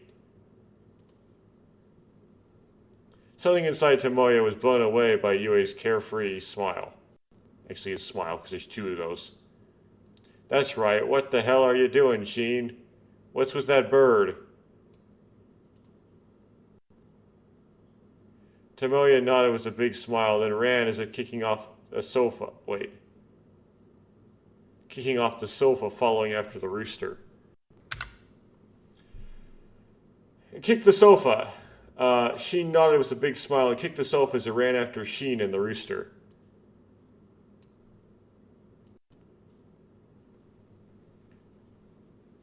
You. From the front. Me from behind. Let's go. Splitting into a pair, basically, two different ways. They tried to catch it in a pincer attack, but the rooster slipped past them and jumped onto Sayumi's head.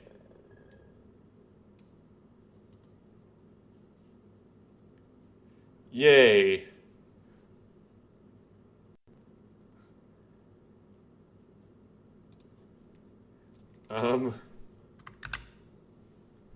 My head. My head. Don't poke the college girl's head. Sayumi screeched and shook her body to the right. The chicken was unfazed by it. To the right and to the left. Back and forth. I'm coming now. Sheen leapt at her, but the chicken jumped away at the last second. As a result, she ended up pushing Sayumi down. Something like, yay. Hey, get out of the way already.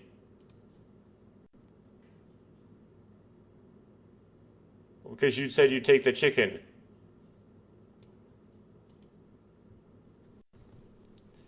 Even as she slapped him on the head, Sheen, who was covering Sayumi's body, didn't move at all.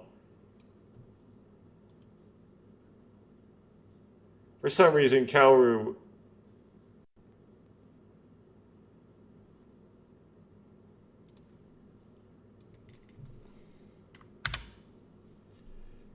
throws a cushion at him. For some reason, Kaoru throws a cushion at him from the corner of the room, but still Sheen doesn't budge. Sheen, can get out of my way. Oh. Cut it out already. You're like, yob.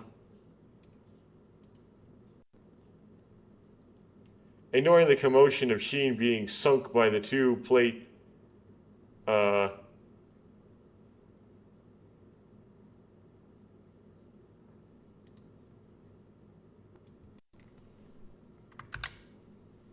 Ignoring the commotion of Sheen being overwhelmed by the double team of Saomi and Kaoru, the chicken began pecking at the long bun on the long bread on the table.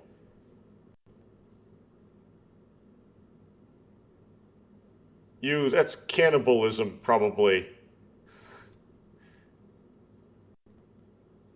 Now, Tomo-chan. Tomoe's body flew at Shuei's voice as a signal. Oh.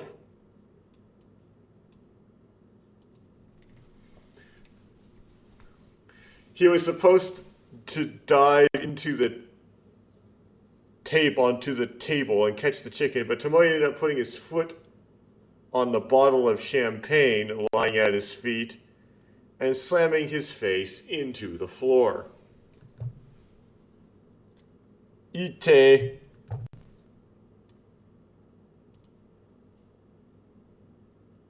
As Tomoe crouched down, clutching his face, the kicked bottle spun around beside him, foam coming from its mouth, so it's spinning around.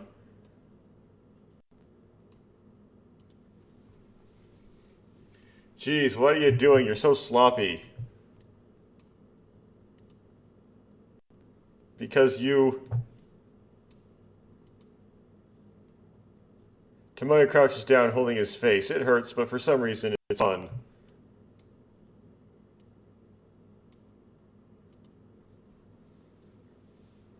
The chicken was still busy poking at the bread, and Sheen, for some reason, was forced to give...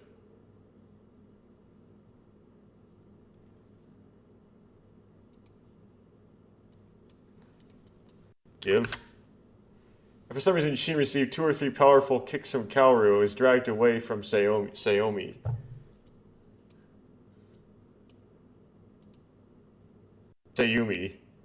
Under the venomous lighting, Yue seemed to be enjoying this banquet from the bottom of her heart.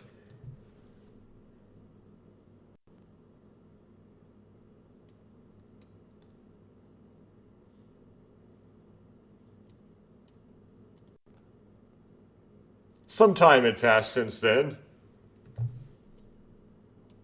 We're not going to finish the scene, we're just going to cut it off.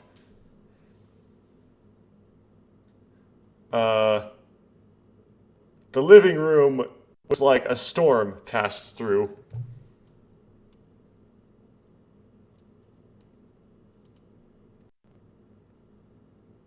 On the table, the mirror ball that the chicken had jumped on and dropped was half destroyed, but still flickered.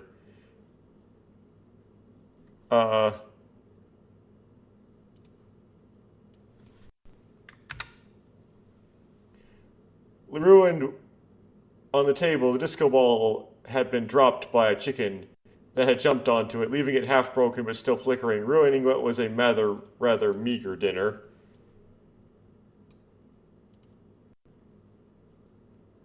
There were puddles of champagne here and there, and the chicken's scattered feathers were scattered everywhere. I'm sure I've dropped dung. I'm sure it's dropping somewhere, as in like the chicken poop.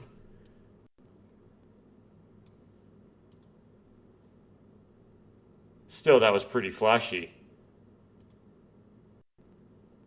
Sheen leaned deeply against the sofa, muttering as if it had nothing to do with him. Duh, you helped too. Tomoya wiped the floor with a rag and looked up. Oh, you helped too.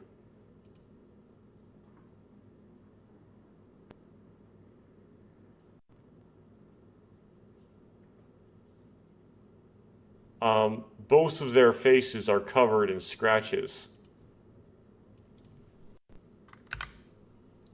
Yep, okay.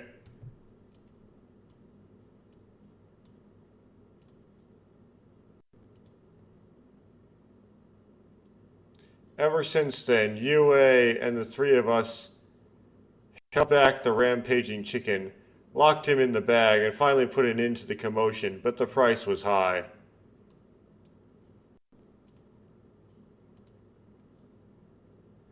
And I went to the trouble of decorating the tree, too. Yue picks up the ornaments from the floor and sighs. There's a faint scratch from the chicken on her forehead, too. Everyone except for Sheen silently worked hard to clean up the mess. But why are you cleaning on a day like this? Don't complain, don't complain. You saved me the trouble of cleaning up. Kaoru had chicken wings on her head. You mean feathers?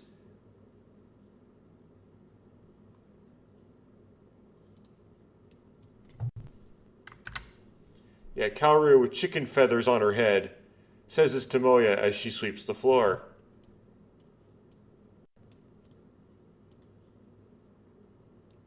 It's over there. It's almost time for me too.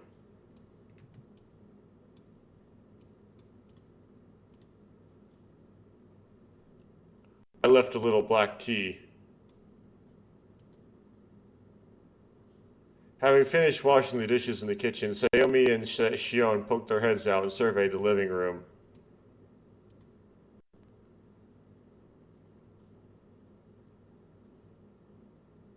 Now it's time for Minamo to go. At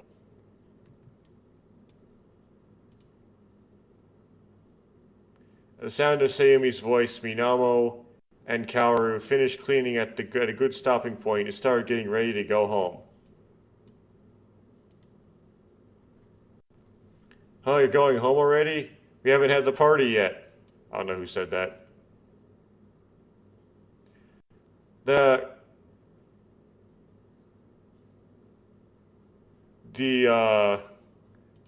chicken incident messed things up, right? The chicken incident messed things up, but there was still time, Tomoya thought as he stood up.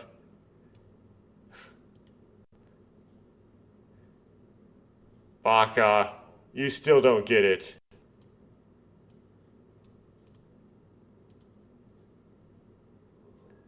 Even though he hadn't cleaned properly, Sheen, who had quickly finished getting dressed, looked exasperating, holding a bag of chicken in one hand.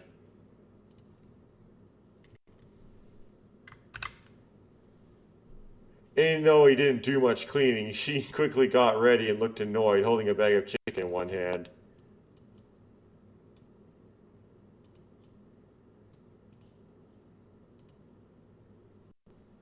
Nothing? What is it?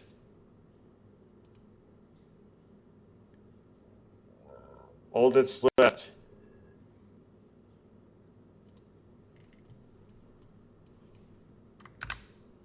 The rest is just for you two.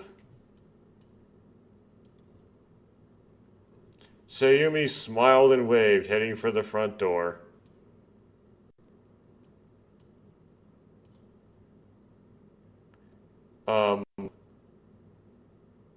I'm coming to clean the windows next time, so today...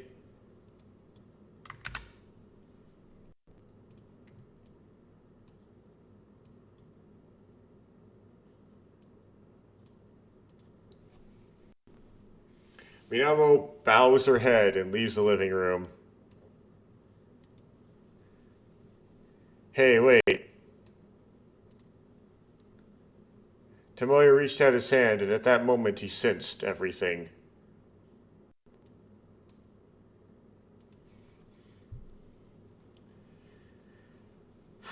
That's what this party was all about from the start. I glanced to the side and see that Yue that had noticed it earlier than Tomoya, and she was blushing and looking happy.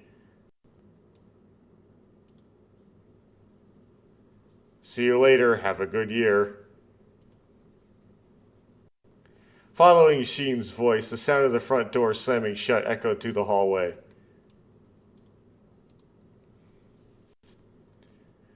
They left. Ah.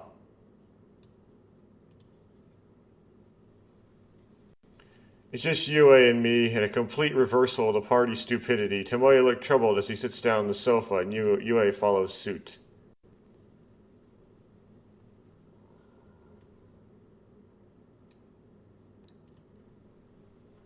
Okay, we're getting to the end of this. I don't know how much time has passed, but the two of them spent some time in silence.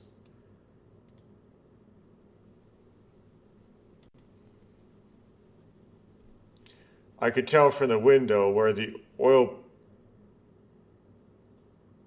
They could tell from the window where the oil-based illustration stood out that it was already dark outside. Before long, from outside the window, I could hear the sound of... They could hear the sound of rain. Rain. Sound of rain echoed through the silent room.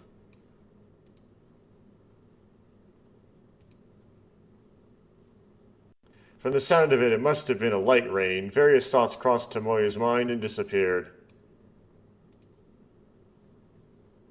The day he lost Ayaka, and the day he confessed to Yue, it was raining.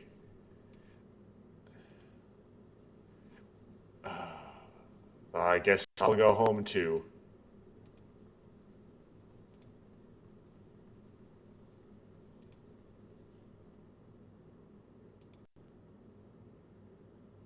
Perhaps I'm not able to buy her the silencer anymore. Perhaps reading Tomoyo's mood, Yue sat up. Hold on. Tomoyo looked up and tugged on Yue's sleeve. Eh? Yue, who was stationed there, sat down again. Aw, no. Which is like that. I tried to stop her, but I can't get the words out.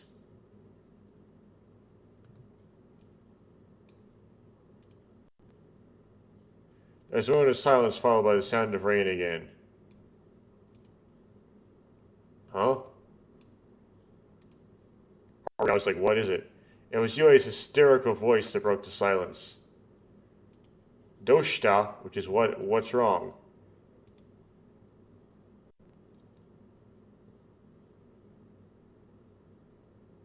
Uri to momo gainayo.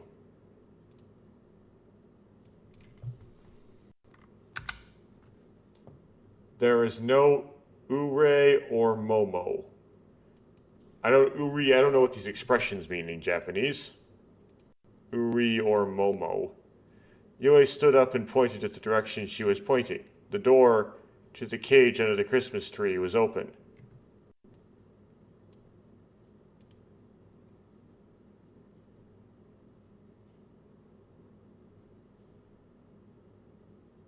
Oh, those are the names of the cats. Okay. I'm wondering what they were. They're the cats.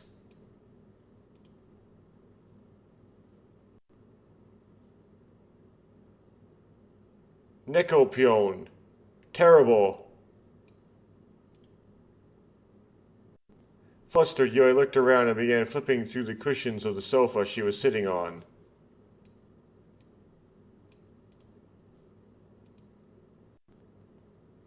If you leave them alone, they'll come back eventually. Well, usually, but not always. No, they're still small. What if they go outside? It's raining and it's dark. If they get hit by a car?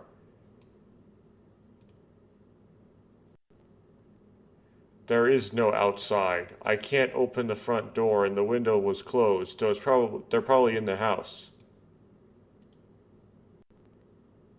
Tomoyo had no choice but to stand up in response to Yue's swampy face. For the most part, she must have run away because of the chicken commotion earlier. Sayumi opened the window while preparing the bird.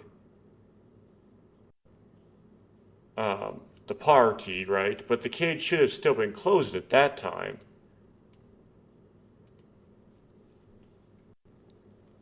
Well then, Tomo-chan, let's take a look at the other rooms. Oh, Yue will look at in the other rooms. With that, Yue quickly left the living room, calling the cat's name. Neko, where? Tomoyo called out in an unmotivated voice, but there was no reply. sure he'll come back. Or they'll come back. After a quick look around the floor and peek inside the tree, see if there was a kitten.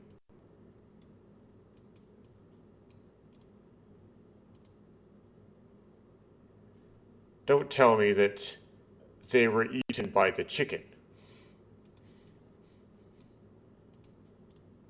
Carnivorous chickens. Man, it's hard to step on, I said hesitantly. If I'm looking for what? Oh, there's a lot of stuff I had to fix here.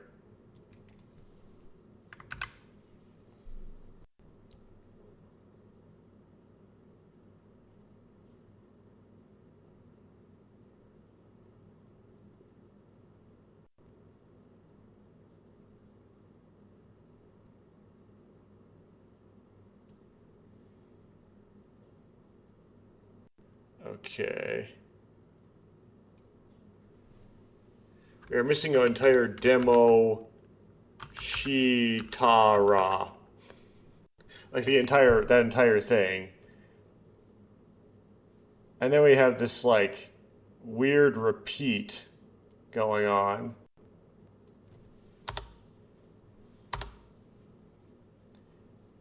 So it should read, and then we're missing an E at the end.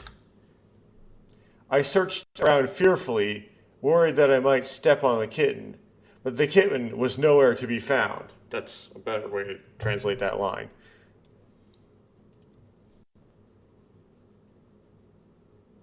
Hey, Tomo-chan, come here. Mate mate, which means quickly, I presume. Yui called out to Tomoya loudly from the hallway. Wait, you're there? Or they're there? They're here? When Tomoya hurried out into the hallway, Yui was pointing at the wall.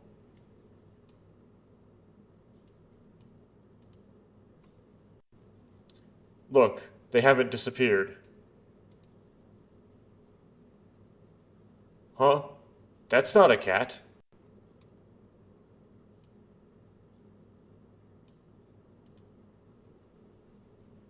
There are traces of something drawn with markers on the wall.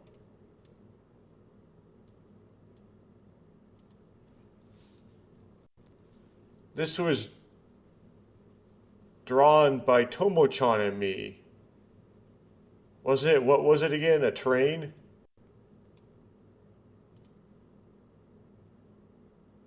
Or maybe it's just...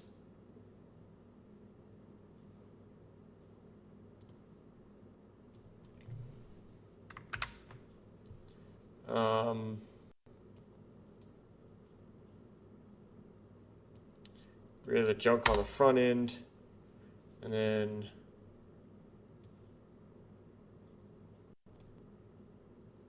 the junk on the back end. Oh, I see. I wrote it with permanent markers, so it doesn't come off easily.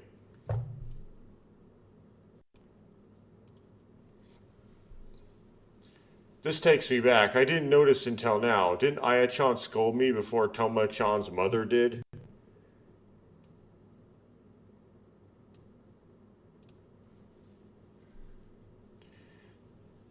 When I was in the lower years of elementary school, I scribbled on the wall in panic with Yui, but Ayaka had compared me...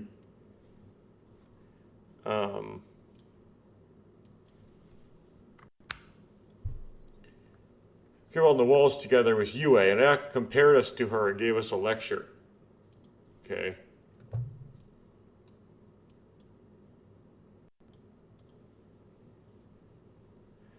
Oh, Yui not compared us, stopped us, right? Yes. I do remember. Every time it says compare, it actually means stop. I remember now. Didn't you say something like, Tomo-chan, how'd you do it back then?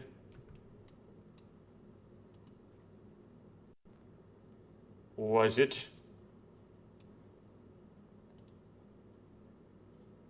Yui laughs innocently.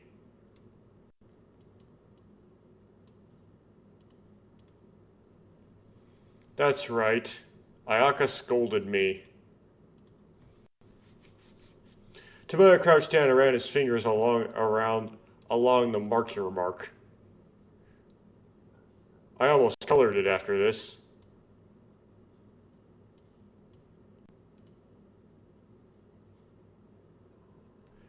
I'm so glad you did. If you did that, you wouldn't be able to... What?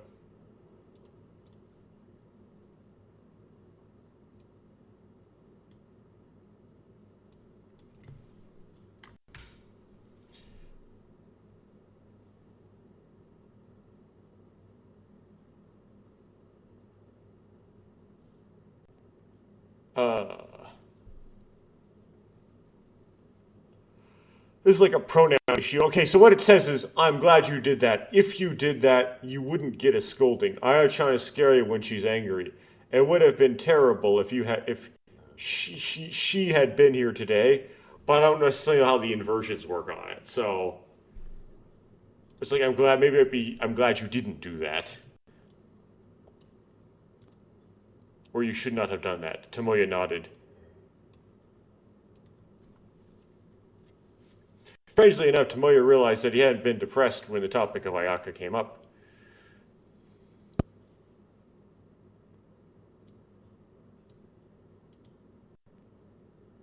After that, the two of them went upstairs to look for the cats, I presume, to search. I wonder where they went. In Tomoya's room, Yue twisted her head. She couldn't find the bottom of the bed, the top, or even the inside of the... She couldn't find them underneath the bed, on top, or even inside the desk. If we hadn't searched this much, then where is it? Where are they? Don't tell me they're outside.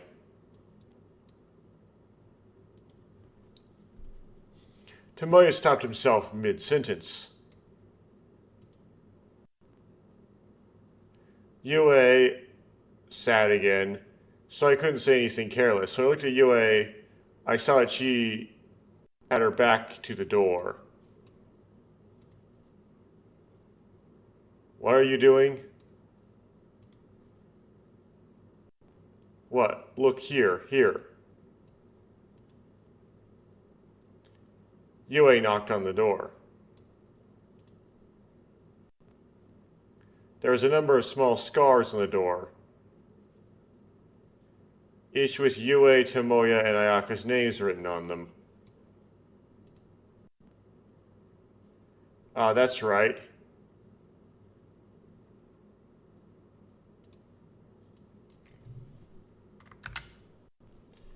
Good job comparing heights. Oh, you were comparing heights? Saying that, Tomoya sat down on the bed.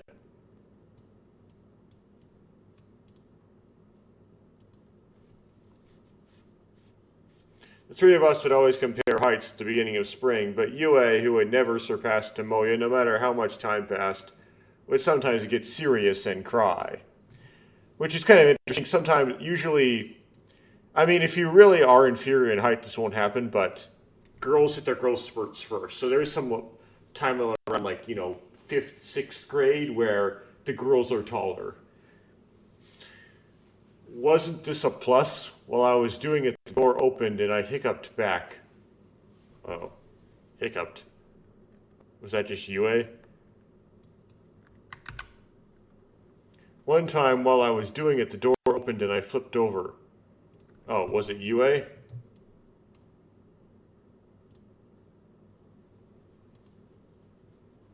No, that's not it. It was Aya-chan in 6th grade. Ayaka? No, you're the one who was going to do that.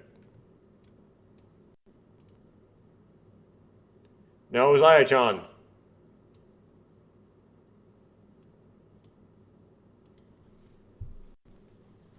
Leaving the cat finding aside, the two of them were reminiscing about the past.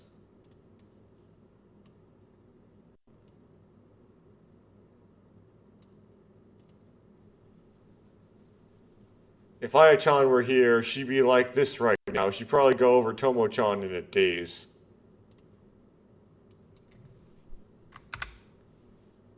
Maybe she'll even surpass Tomo-chan. Oh, it would be like this now. Maybe she'd even surpass Tomo-chan. Unlikely. That's not true.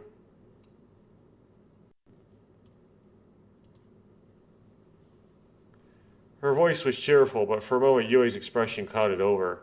Yue?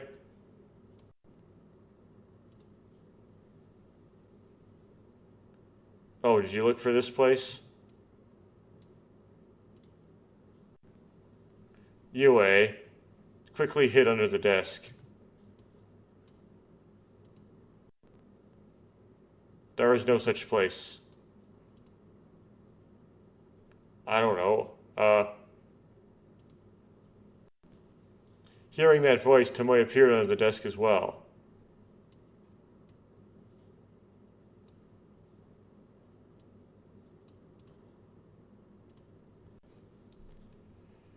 There didn't seem to be any kittens, but Yue was holding a felt-made Santa Claus in her hand.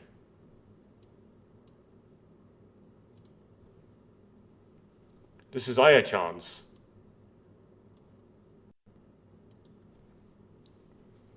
It was the same thing that appeared in my dream that day.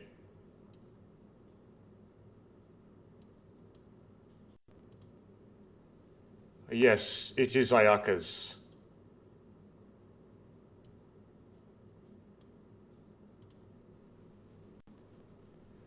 It's amazing that she made something like this in elementary school. So what happened to Yue's present that she made for you back then? Yue pokes her head out from under the desk. Well, it's gone somewhere, I guess. Geez, that's awful, especially after all that trouble making it. Yue puri as she left the desk and sat on the bed fiddling with the Santa.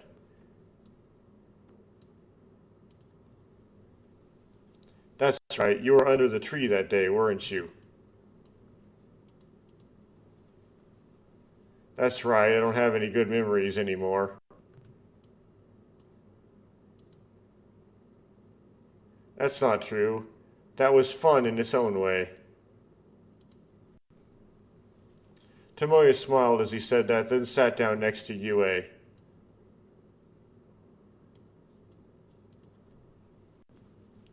I almost got electrocuted back then, didn't I?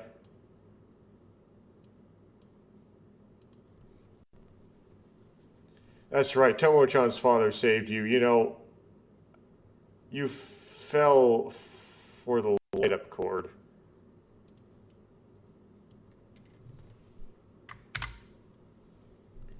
You got caught in electrical cord. Or I got caught. I don't know which one got caught. What you're doing hasn't changed since today. You haven't made any progress at all. Okay, so this was Yue. Yue almost got electrocuted. She got caught in the cord. Even though Tomo-chan got mad after that. Yue pouted as she said that. It's not even though, it's and then Tomo-chan got mad. That's right, it had nothing to do with it.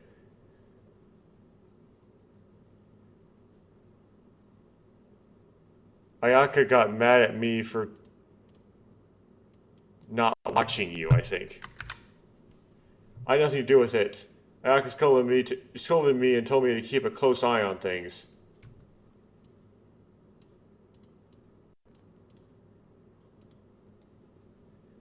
Aya-chan always gets mad at me for some reason. You're right. I'm sure I have other memories, but for some reason I can't help but think of those things.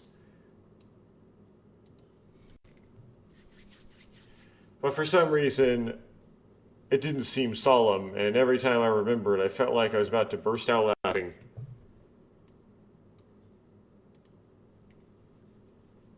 Oh, that's right. Wait there for a moment. I'll be right back.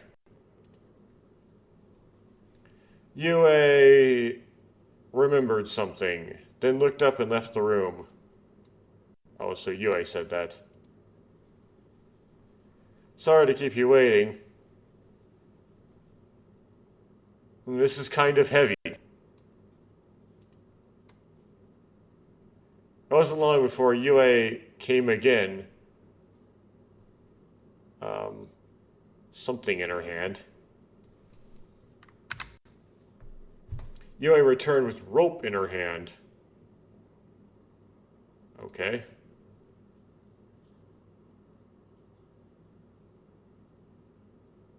Oops.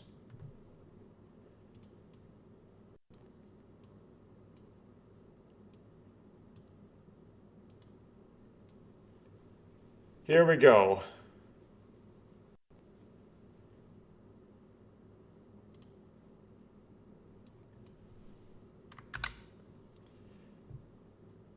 She opened it and two balls of fur appeared. In the rope? Yuri and Momo, what were you doing here?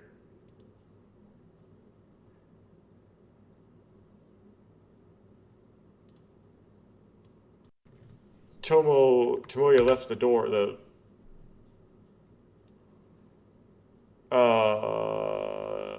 I'm presuming that means like the latch on the cage was open. I see, but thank goodness. I was looking for you. Talking to the kittens, I presume. Then UA patted their heads. The kittens looked up in annoyance, curled up into a ball, and began to sleep.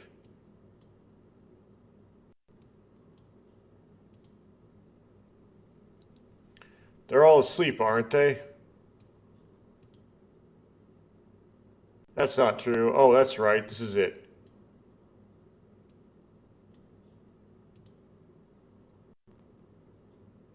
UA took a green package out of the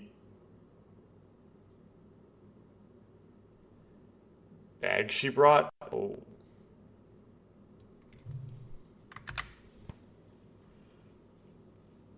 No, it's the wrong conjugate. It says arrows, but it probably would be a bag, right? It'd be something you'd actually bring, not arrows.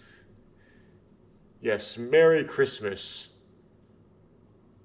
It is a present from UA.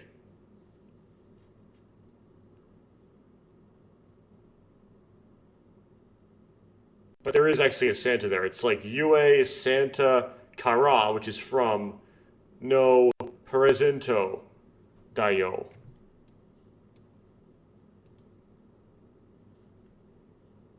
Wrapped in green wrapping paper and a golden ribbon. The appropriate folds and the way the tape protruded made it clear that UA was the one who had wrapped it. Or lack of appropriate folds. You wrapped this up, didn't you? Tomo's expression broke into a slight smile. Enough with that. Hurry up and open it. Open the package.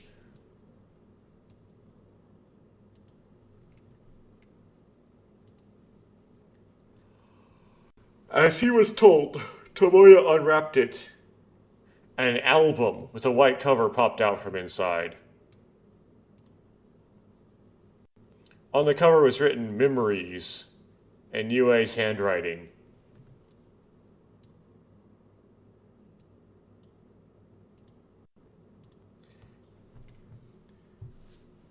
What's with this?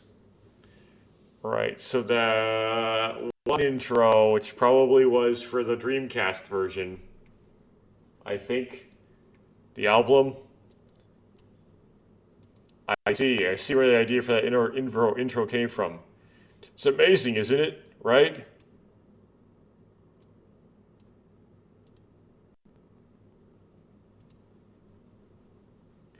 UA, I guess, does smile in satisfaction.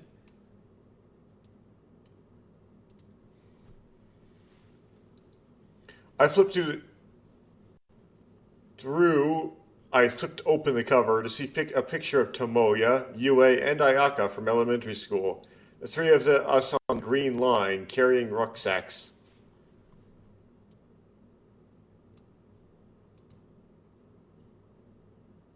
Underneath it was colored paper that Yue had handwritten as field trip for the three of us. This... Surprised, Tomoya flipped through the pages. Each page has a picture on it. It's full of photos of Tomoya, Yue, and Ayaka.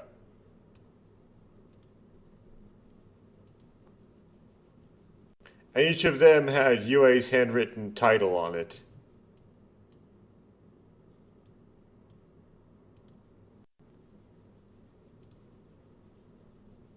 Do you remember this, Tomo-chan?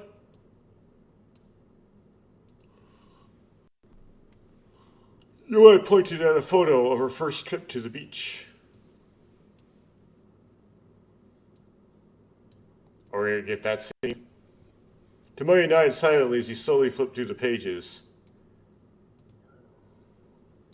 All three of the photos are the same. Oh, no. Not all three, for those three people. Why would I do that? It's literally... It is clearly Mika, right? In all photos, there are the three of them together.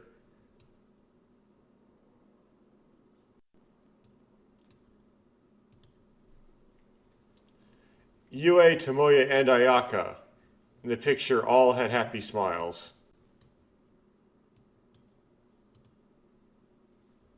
How dare you? Wait, how dare you? What's Google Translate have to say? How dare you do something like this?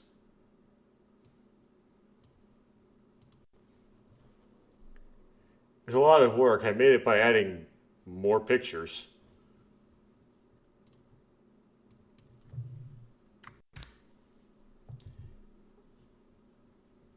It was a lot of work. I had to make mini copies of the photos.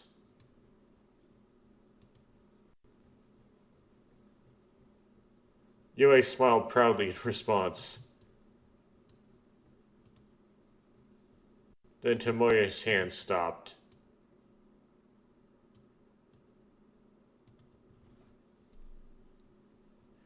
The three of us are lined up in front of a Christmas tree. It's a picture with the words Christmas in my first year of middle school written on it. The dream I had before, the Christmas of the day Yue burns the cake. I couldn't eat the cake. You bought another one, ate it. That's right. Tomoya grimaced as if savoring a memory.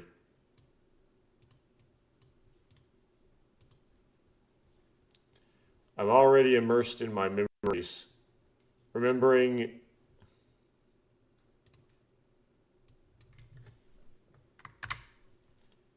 Are you crying?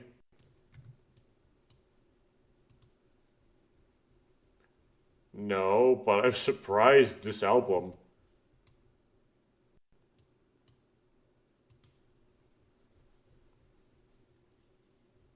That's why...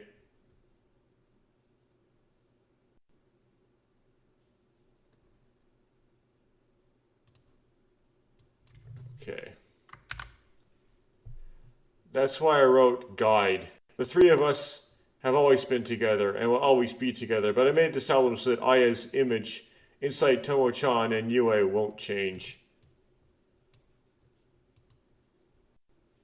I see. I thought I was alone, but Yue couldn't forget about Ayaka either. Yeah, but she's not like a total nincompoop. Well, she is, but like in not as bad a way.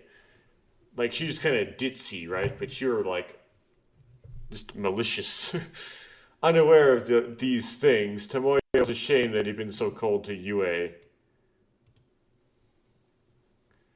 Ayaka's smiling face is nowhere to be found.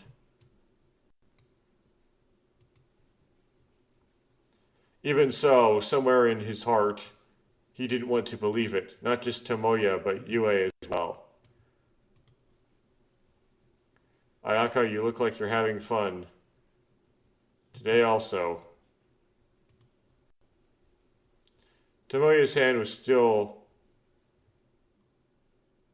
stopped on the Christmas page. It's here.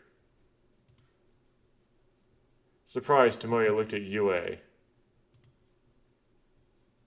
Her serious face, which wasn't even a joke, was right there. It's not that she's here. Aya-chan is in my and Tomo-chan's hearts. Yue places her hand, yeah, smile is correct, on her chest. Yue? The image of Ayaka mixed in with today's idiotic commotion was overlapped with the photo in the album. Thank you. Huh? Tomoya was teary-eyed at some point by Yue's consideration. Oh, I knew it. I remember crying. Don't worry. It'll always be okay.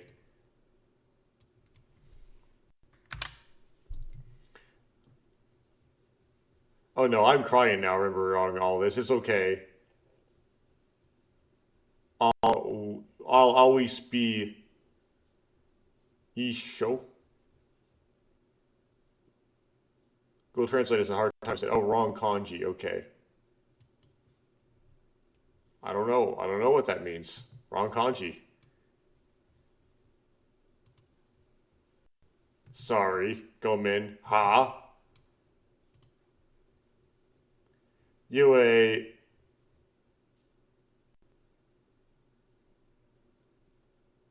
did something curiously as she handed over the tissue.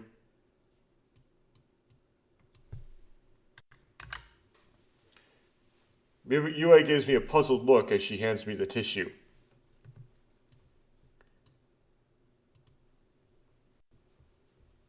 It seems I've been avoiding you lately. No, I'm sorry I've been avoiding you. Thanks. Sorry, Tomo-chan. You're busy. Yue smiles blankly at the sudden apology. Or just looks blankly. I definitely don't hate you anymore. Well,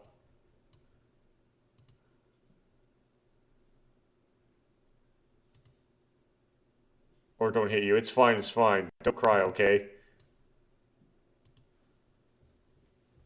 Sniffling, Tomoya showed a smile.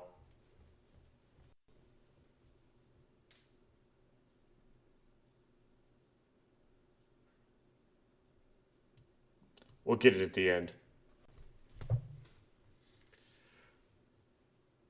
Did the rain stop?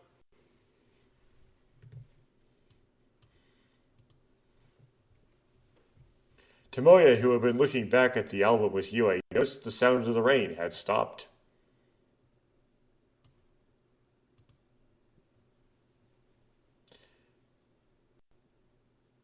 He looked at the window and saw that the rain had stopped, and that white things were flickering in the darkness.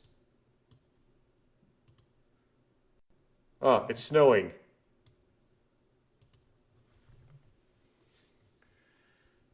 Yue laughs excitedly at the window. Tomoya follows suit. Ignoring the cold air coming in, I opened the window and saw snow fluttering down for the night sky, like angel wings. Rain to snow, right? Rain turns to snow. The snow continued to fall slowly in front of the window that I was looking up at. Tomo-chan,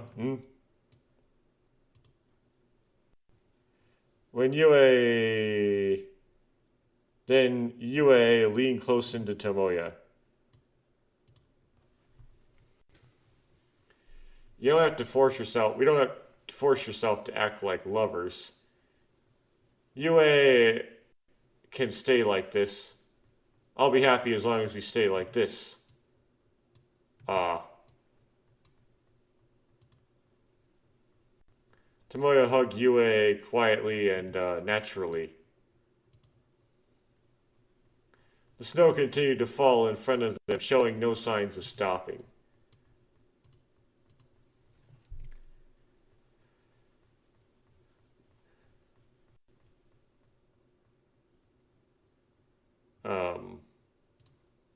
There's a present of snow.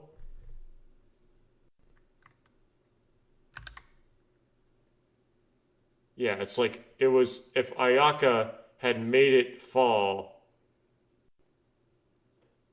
as a gift of snow, I would presume.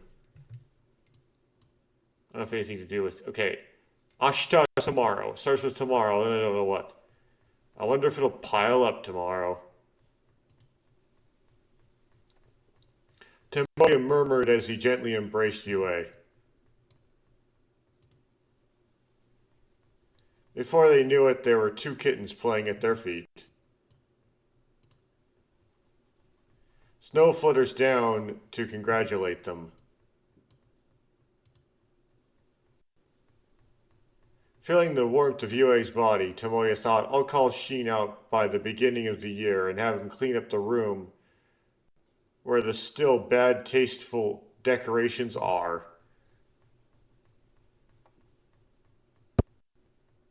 Okay. Yeah, so that, well, I didn't really like the first part just because Tomoya was insufferable. It's like, just communicate, man. The way it ended was okay.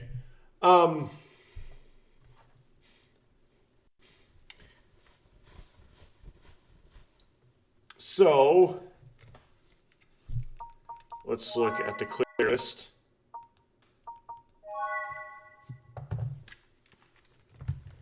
Let's look at the ending list.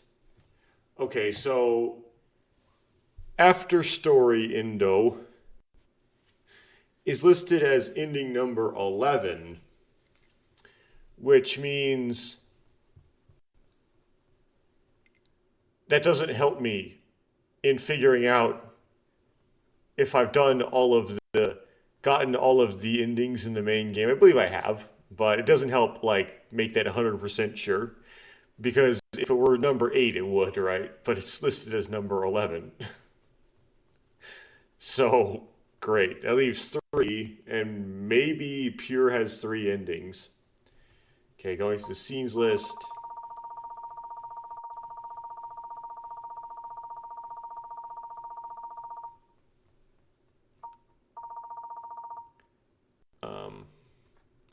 Don't need this anymore. 142, 143, 144, and 145 are the after story. And then I presume 146 to 153 are pure. I accidentally clicked into pure in part 1, that's why 146 is cleared. Okay, and then, come on. Let's look at other. Okay, we have this. And then we have this. And this is very unusual because oftentimes in the CGs, the protagonist is depicted, but you almost never see his eyes in these kind of games. He isn't given it. There's something about this where you don't ever show the eyes. Like Makoto in Never 7, they never showed his eyes, right? Aside from the after story, Tomoya, they don't show his eyes. So it's kind of odd that they show his eyes.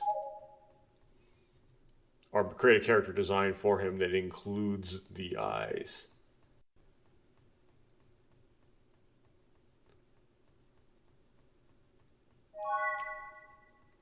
if it clears extra. I don't think any of those are new.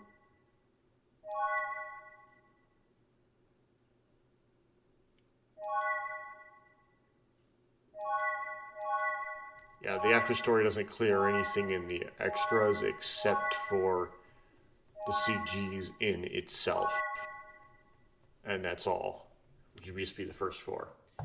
Yeah, so that whole process of reading the after story, probably because of how the text was often laid over top of backgrounds. I mean, it was laid over top of backgrounds in the main game as well. It's just there's this purple text box that's only semi-translucent or semi-transparent, actually, because it's not diffuse. It doesn't diffuse, right? Translucent, it suggests that it diffuses,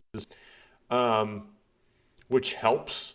Unlike the text on the after story, which is just like grayed out, where you have a slightly dimmed background.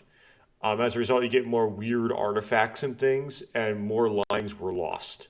Right? It was much more difficult to get exactly what was going on there as in the main game. That was really awkward, and I lost an awful lot of lines. Of course, I got the gist of the whole thing, but there was just a lot of bumbling and stumbling through that. So yeah, I have to apologize. That's not as good, nearly as good as what I did on whatever I've gotten so far of the main game. It is what it is. Based on the style of the after story, like how it's written, it seems like it actually was written by Uchakoshi himself. Especially like considering like the way like he depicted the disaster in Tomoya's house. That the tone and the way Tomoya was written was very similar to the Kaoru route, not the Kaoru route, the UA route, whereas other characters like Kaoru, Shion, mostly Kaoru and Shion, were depicted a little bit differently than how they were depicted in their routes. So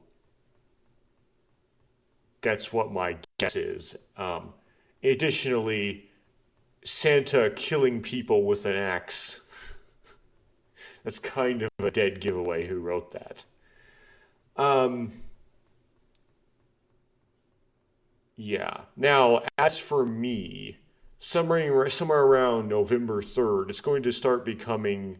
I'm going to cross over into a new stage of my life, and it's going to be more difficult. So that would be November 3rd or somewhere around there of 2024 to record videos like this of video games. I might still record stuff that I stick on the internet, but it will be of different things.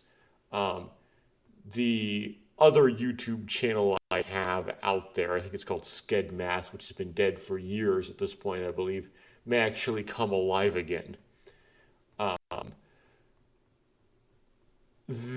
So it may be that this being recorded on October 28th, it'll come out much later than this. Like this recorded 2020, October 28th of 2024.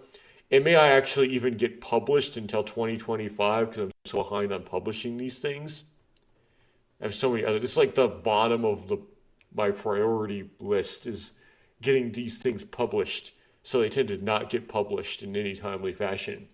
But going back in time to October 28th, this is before it's going to be a lot more difficult to record things. As a result, this may actually be my last recording, at least in a very long time, of Memories Off. And depending on how my life twists and turns, it might be the last recording period of Memories Off. Which is somewhat disappointing because I didn't finish the game all the way. I believe I got all of the endings, But there was a lot of scenes, particularly in Minamo's route, which I never encountered, as well as two in the trunk, one of which probably includes a CG of Yue on the roof. And that's probably this one that I have highlighted right now.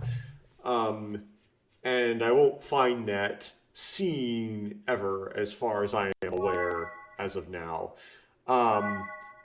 So there's just like bits of the main game I still haven't found. And I don't know if there's a flowchart for Memories Off out there. There likely isn't, because the people who make the flowcharts tend to be the same people who make the English translations, and there's never been an English translation made of this. So there likely hasn't been a flowchart made of this. And if there is one in Japanese, it might be difficult to Google it, because I can Google Memories Off in Japanese, because the title is actually in Romanji, I think, officially. But I could put it in the katakana as well. But what is the I could put the word for flowchart into Google Translate and then get that and try to Google that. It's just it's more difficult to Google something in Japanese and see if it's a Japanese flowchart. So it might be hard for me to find a guide to get the missing pieces. It's like it'd be a long struggle. And I also haven't read the prequel, which is Memories Off Pure, which was actually a standalone game in its own right. It was included in then it was stuck into the Dreamcast port, and so similarly it was thrown into this port. Pure is actually a prequel, and it appears it actually has choices and branching timelines in multiple endings. I don't know how many, of course, because that would be spoilers, but it seems like it would be 3. So you have an opportunity to do that. So this would be left very kind of unfortunately incomplete, and added onto the pile of a bunch of other Let's Plays I have going on right now, which are also incomplete. So, yeah, that's not good. As far as the actual game, like my experience here, just in case this is the last recording, I don't like this game. You can probably tell. Sometimes it's risky to say things like that because games have fans, right? Like, and if you don't have the same taste in things as they do, they can get kind of mad at you. But this kind of thing just really isn't for me. It is very boring. And it seems to me kind of poorly written. And there are parts of it that seem kind of rushed. Well, it's already very long, right? So it's like it's really long, and it should be longer. And that would make it worse. That would make it to make it more complete, but that would make it even more boring and even more long. Not much really exciting happens, right? It's just you're just inside the head of the most nincompoopy of nincompoopy protags in the history and in the at least all the Japanese visual novels I am familiar with, which I may not be very many of them, but it's still saying something. I would presume that this was at least somewhat popular in Japan because they made a second one, and they made a third one, and they made a fourth one, and they started making a fifth one, and then May just took that over, and then May just made a sixth one, and then they made a seventh one, and then they made this re-release. So,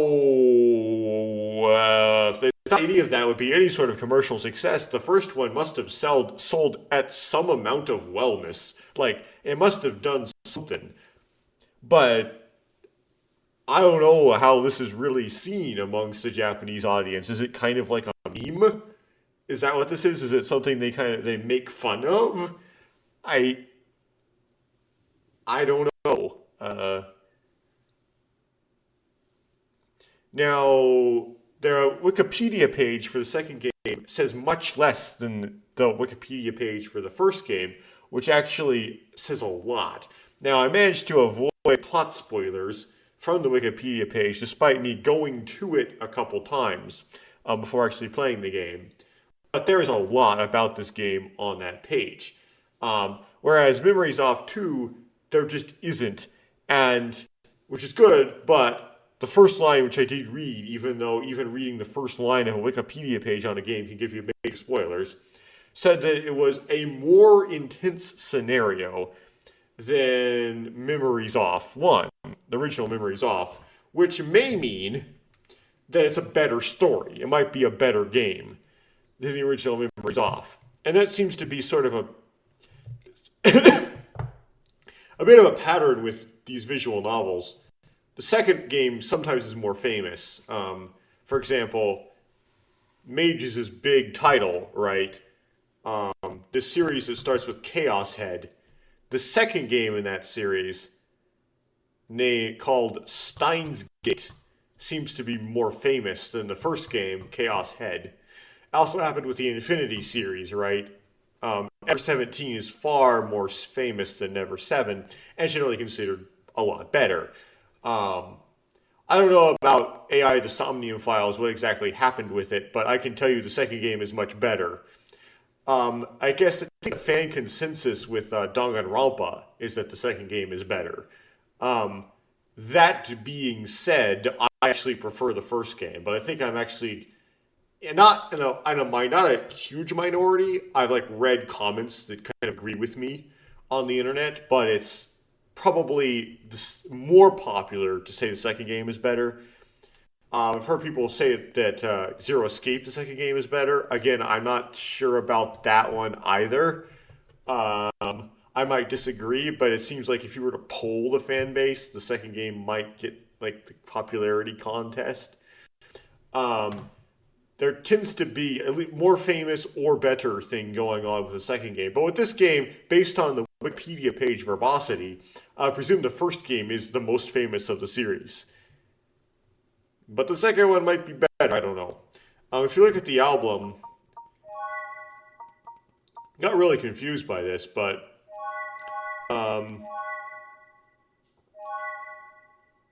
these images, based on the thumbnail for the second game, which I see, on the cartridge, appear to be a pairing between a character from the first game and a character from the second game. Because these characters seem to match, the thumbnail. You see these characters in the thumbnail. I don't know if they're the same archetypes, they're matching archetypes together. Or what exactly. These are the two quiet ones, or, these are the two young, cutesy ones. These are the old ones. These are the, I don't know, fashionable. I don't know what Kaoru's slot is. These are the ditzy ones. These are the wise ones. I don't know, right? But it's a pairings between the characters of Memories Off and Memories Off 2. And I presume Memories Off 2 would be it's kind of going to be like the Infinity series, where you could play the entirety of Memories Off 2 and not really know, without playing Memories Off 1, you wouldn't really know you're missing something. But there would be little wink, wink, nudge, nudge kind of references in Memories Off 2. And these references would just be like a concept being referenced. It might actually be a character. Maybe somebody knows the dad of a character from Memories Off 1 or something. There might be something that links the universes together, so they're guaranteed to occur in the same universe, but they don't make it so that you need Memories Off 1 in any way. That's probably how it works.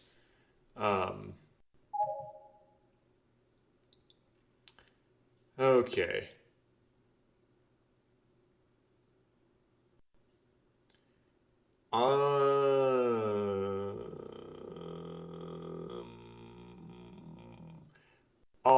I'll hang it up. Yeah, you might be. What are you going to do between now and November 3rd? Couldn't you record more of this? The answer is yes, I could, but I'm more likely to record something else. I'm more likely to record more of the Xbox remake for Ever 17, actually, instead of trying to finish Memories Off. That's the issue. It's like I'm gonna drop this, right, and use my time for something else. Okay, so going back to the Switch, yeah, menu here. This is the thumbnail for a second. I'm actually gonna go into it. Yes, just to see the title. We're not gonna actually make any save files, of course. Oh, this is a turquoise text box, opposed to purple. So this is probably remade text box styles. They're not carrying over text box styles from the original ports. Okay, so it shows. Okay, so that's interesting. So, okay, they also match the menu style. So this may not be the original menu style.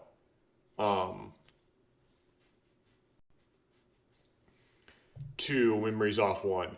So I see this character is depicted as the only girl on the cover, just like when you first open Memories Off the original, you only see Ayaka with the angel wings on the cover, right? And then once you get all the endings, it changes to depict everybody except for Ayaka on the cover. So I presume, and if when I saw like the matching the characters together in those posters in the extras in the gallery for Memories Off, this is the character that was paired with Ayaka. So that's interesting to note. Maybe his character is also dead, I don't know, but I'm going to look at the characters list.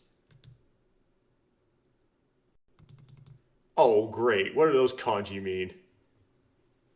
The first one might mean snow, because I just saw it at the end of that after story. Oh, there's an after story for Memories Off 2 as well. Okay, interesting. But there's no prequel. There's no it's in the Memories submenu. It's not there's nothing like pure, right? So I hit the album. Okay, I'm not allowed to hit the album until I oh, yes I am. Okay. So the character on the cover, on the Ayaka analog. Let's see here. They're not arranged the same way. Like this is where Sayumi is, or Koyomi Sayumi, right? On this scene, the character list like this in the original, but these are paired with Minamo in the poster. But this character Hotaru is like in Ayaka's slot here as well. Okay. Tsubame, Tomoe, Takano, Shizuru, Megumi, and Nozomi. There's actually two.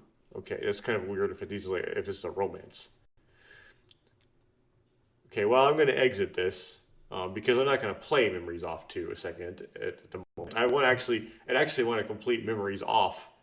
I just for some reason, because this is likely my last recording for Memories Off, to dig into this a bit. And actually, while I have the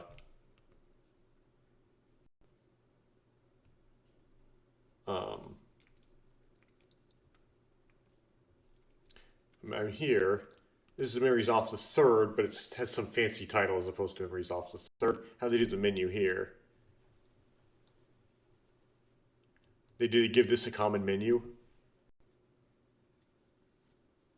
Oh, this is black. Oh, that makes the easy OCR things easy.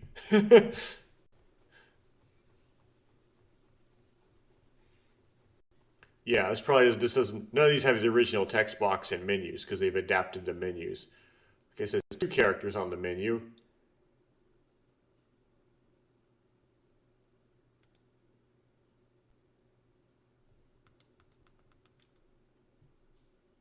Okay.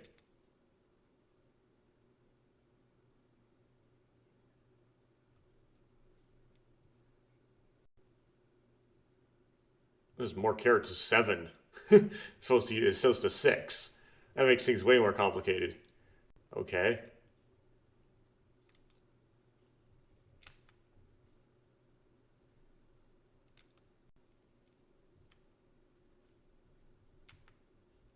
Um,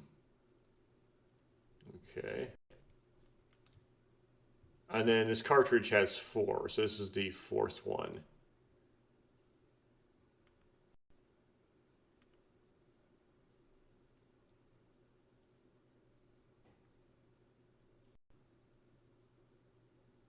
Oh. Oh, this is a white text box. So that's terrifying. I don't know if the OCR hates that. This one would be really hard to OCR. Okay, this also has 1 character on the menu.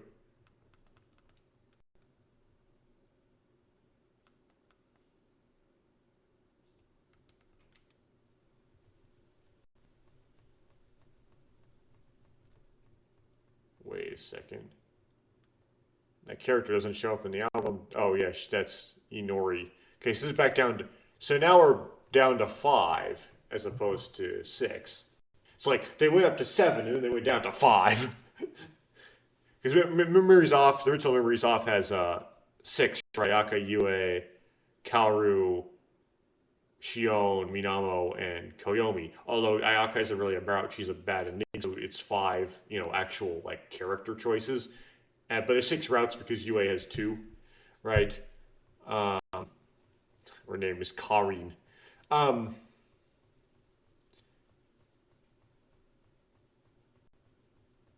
um, so when they go up to 7, that's more. When they go down to 5, that's fewer. Prologue. Okay, I wonder if that's like that's a prequel. Well, well, that's what's on the cartridge. And of course, when you buy this, you buy 2 cartridges, and the 5th, 6th, and 7th games are on the 2nd cartridge.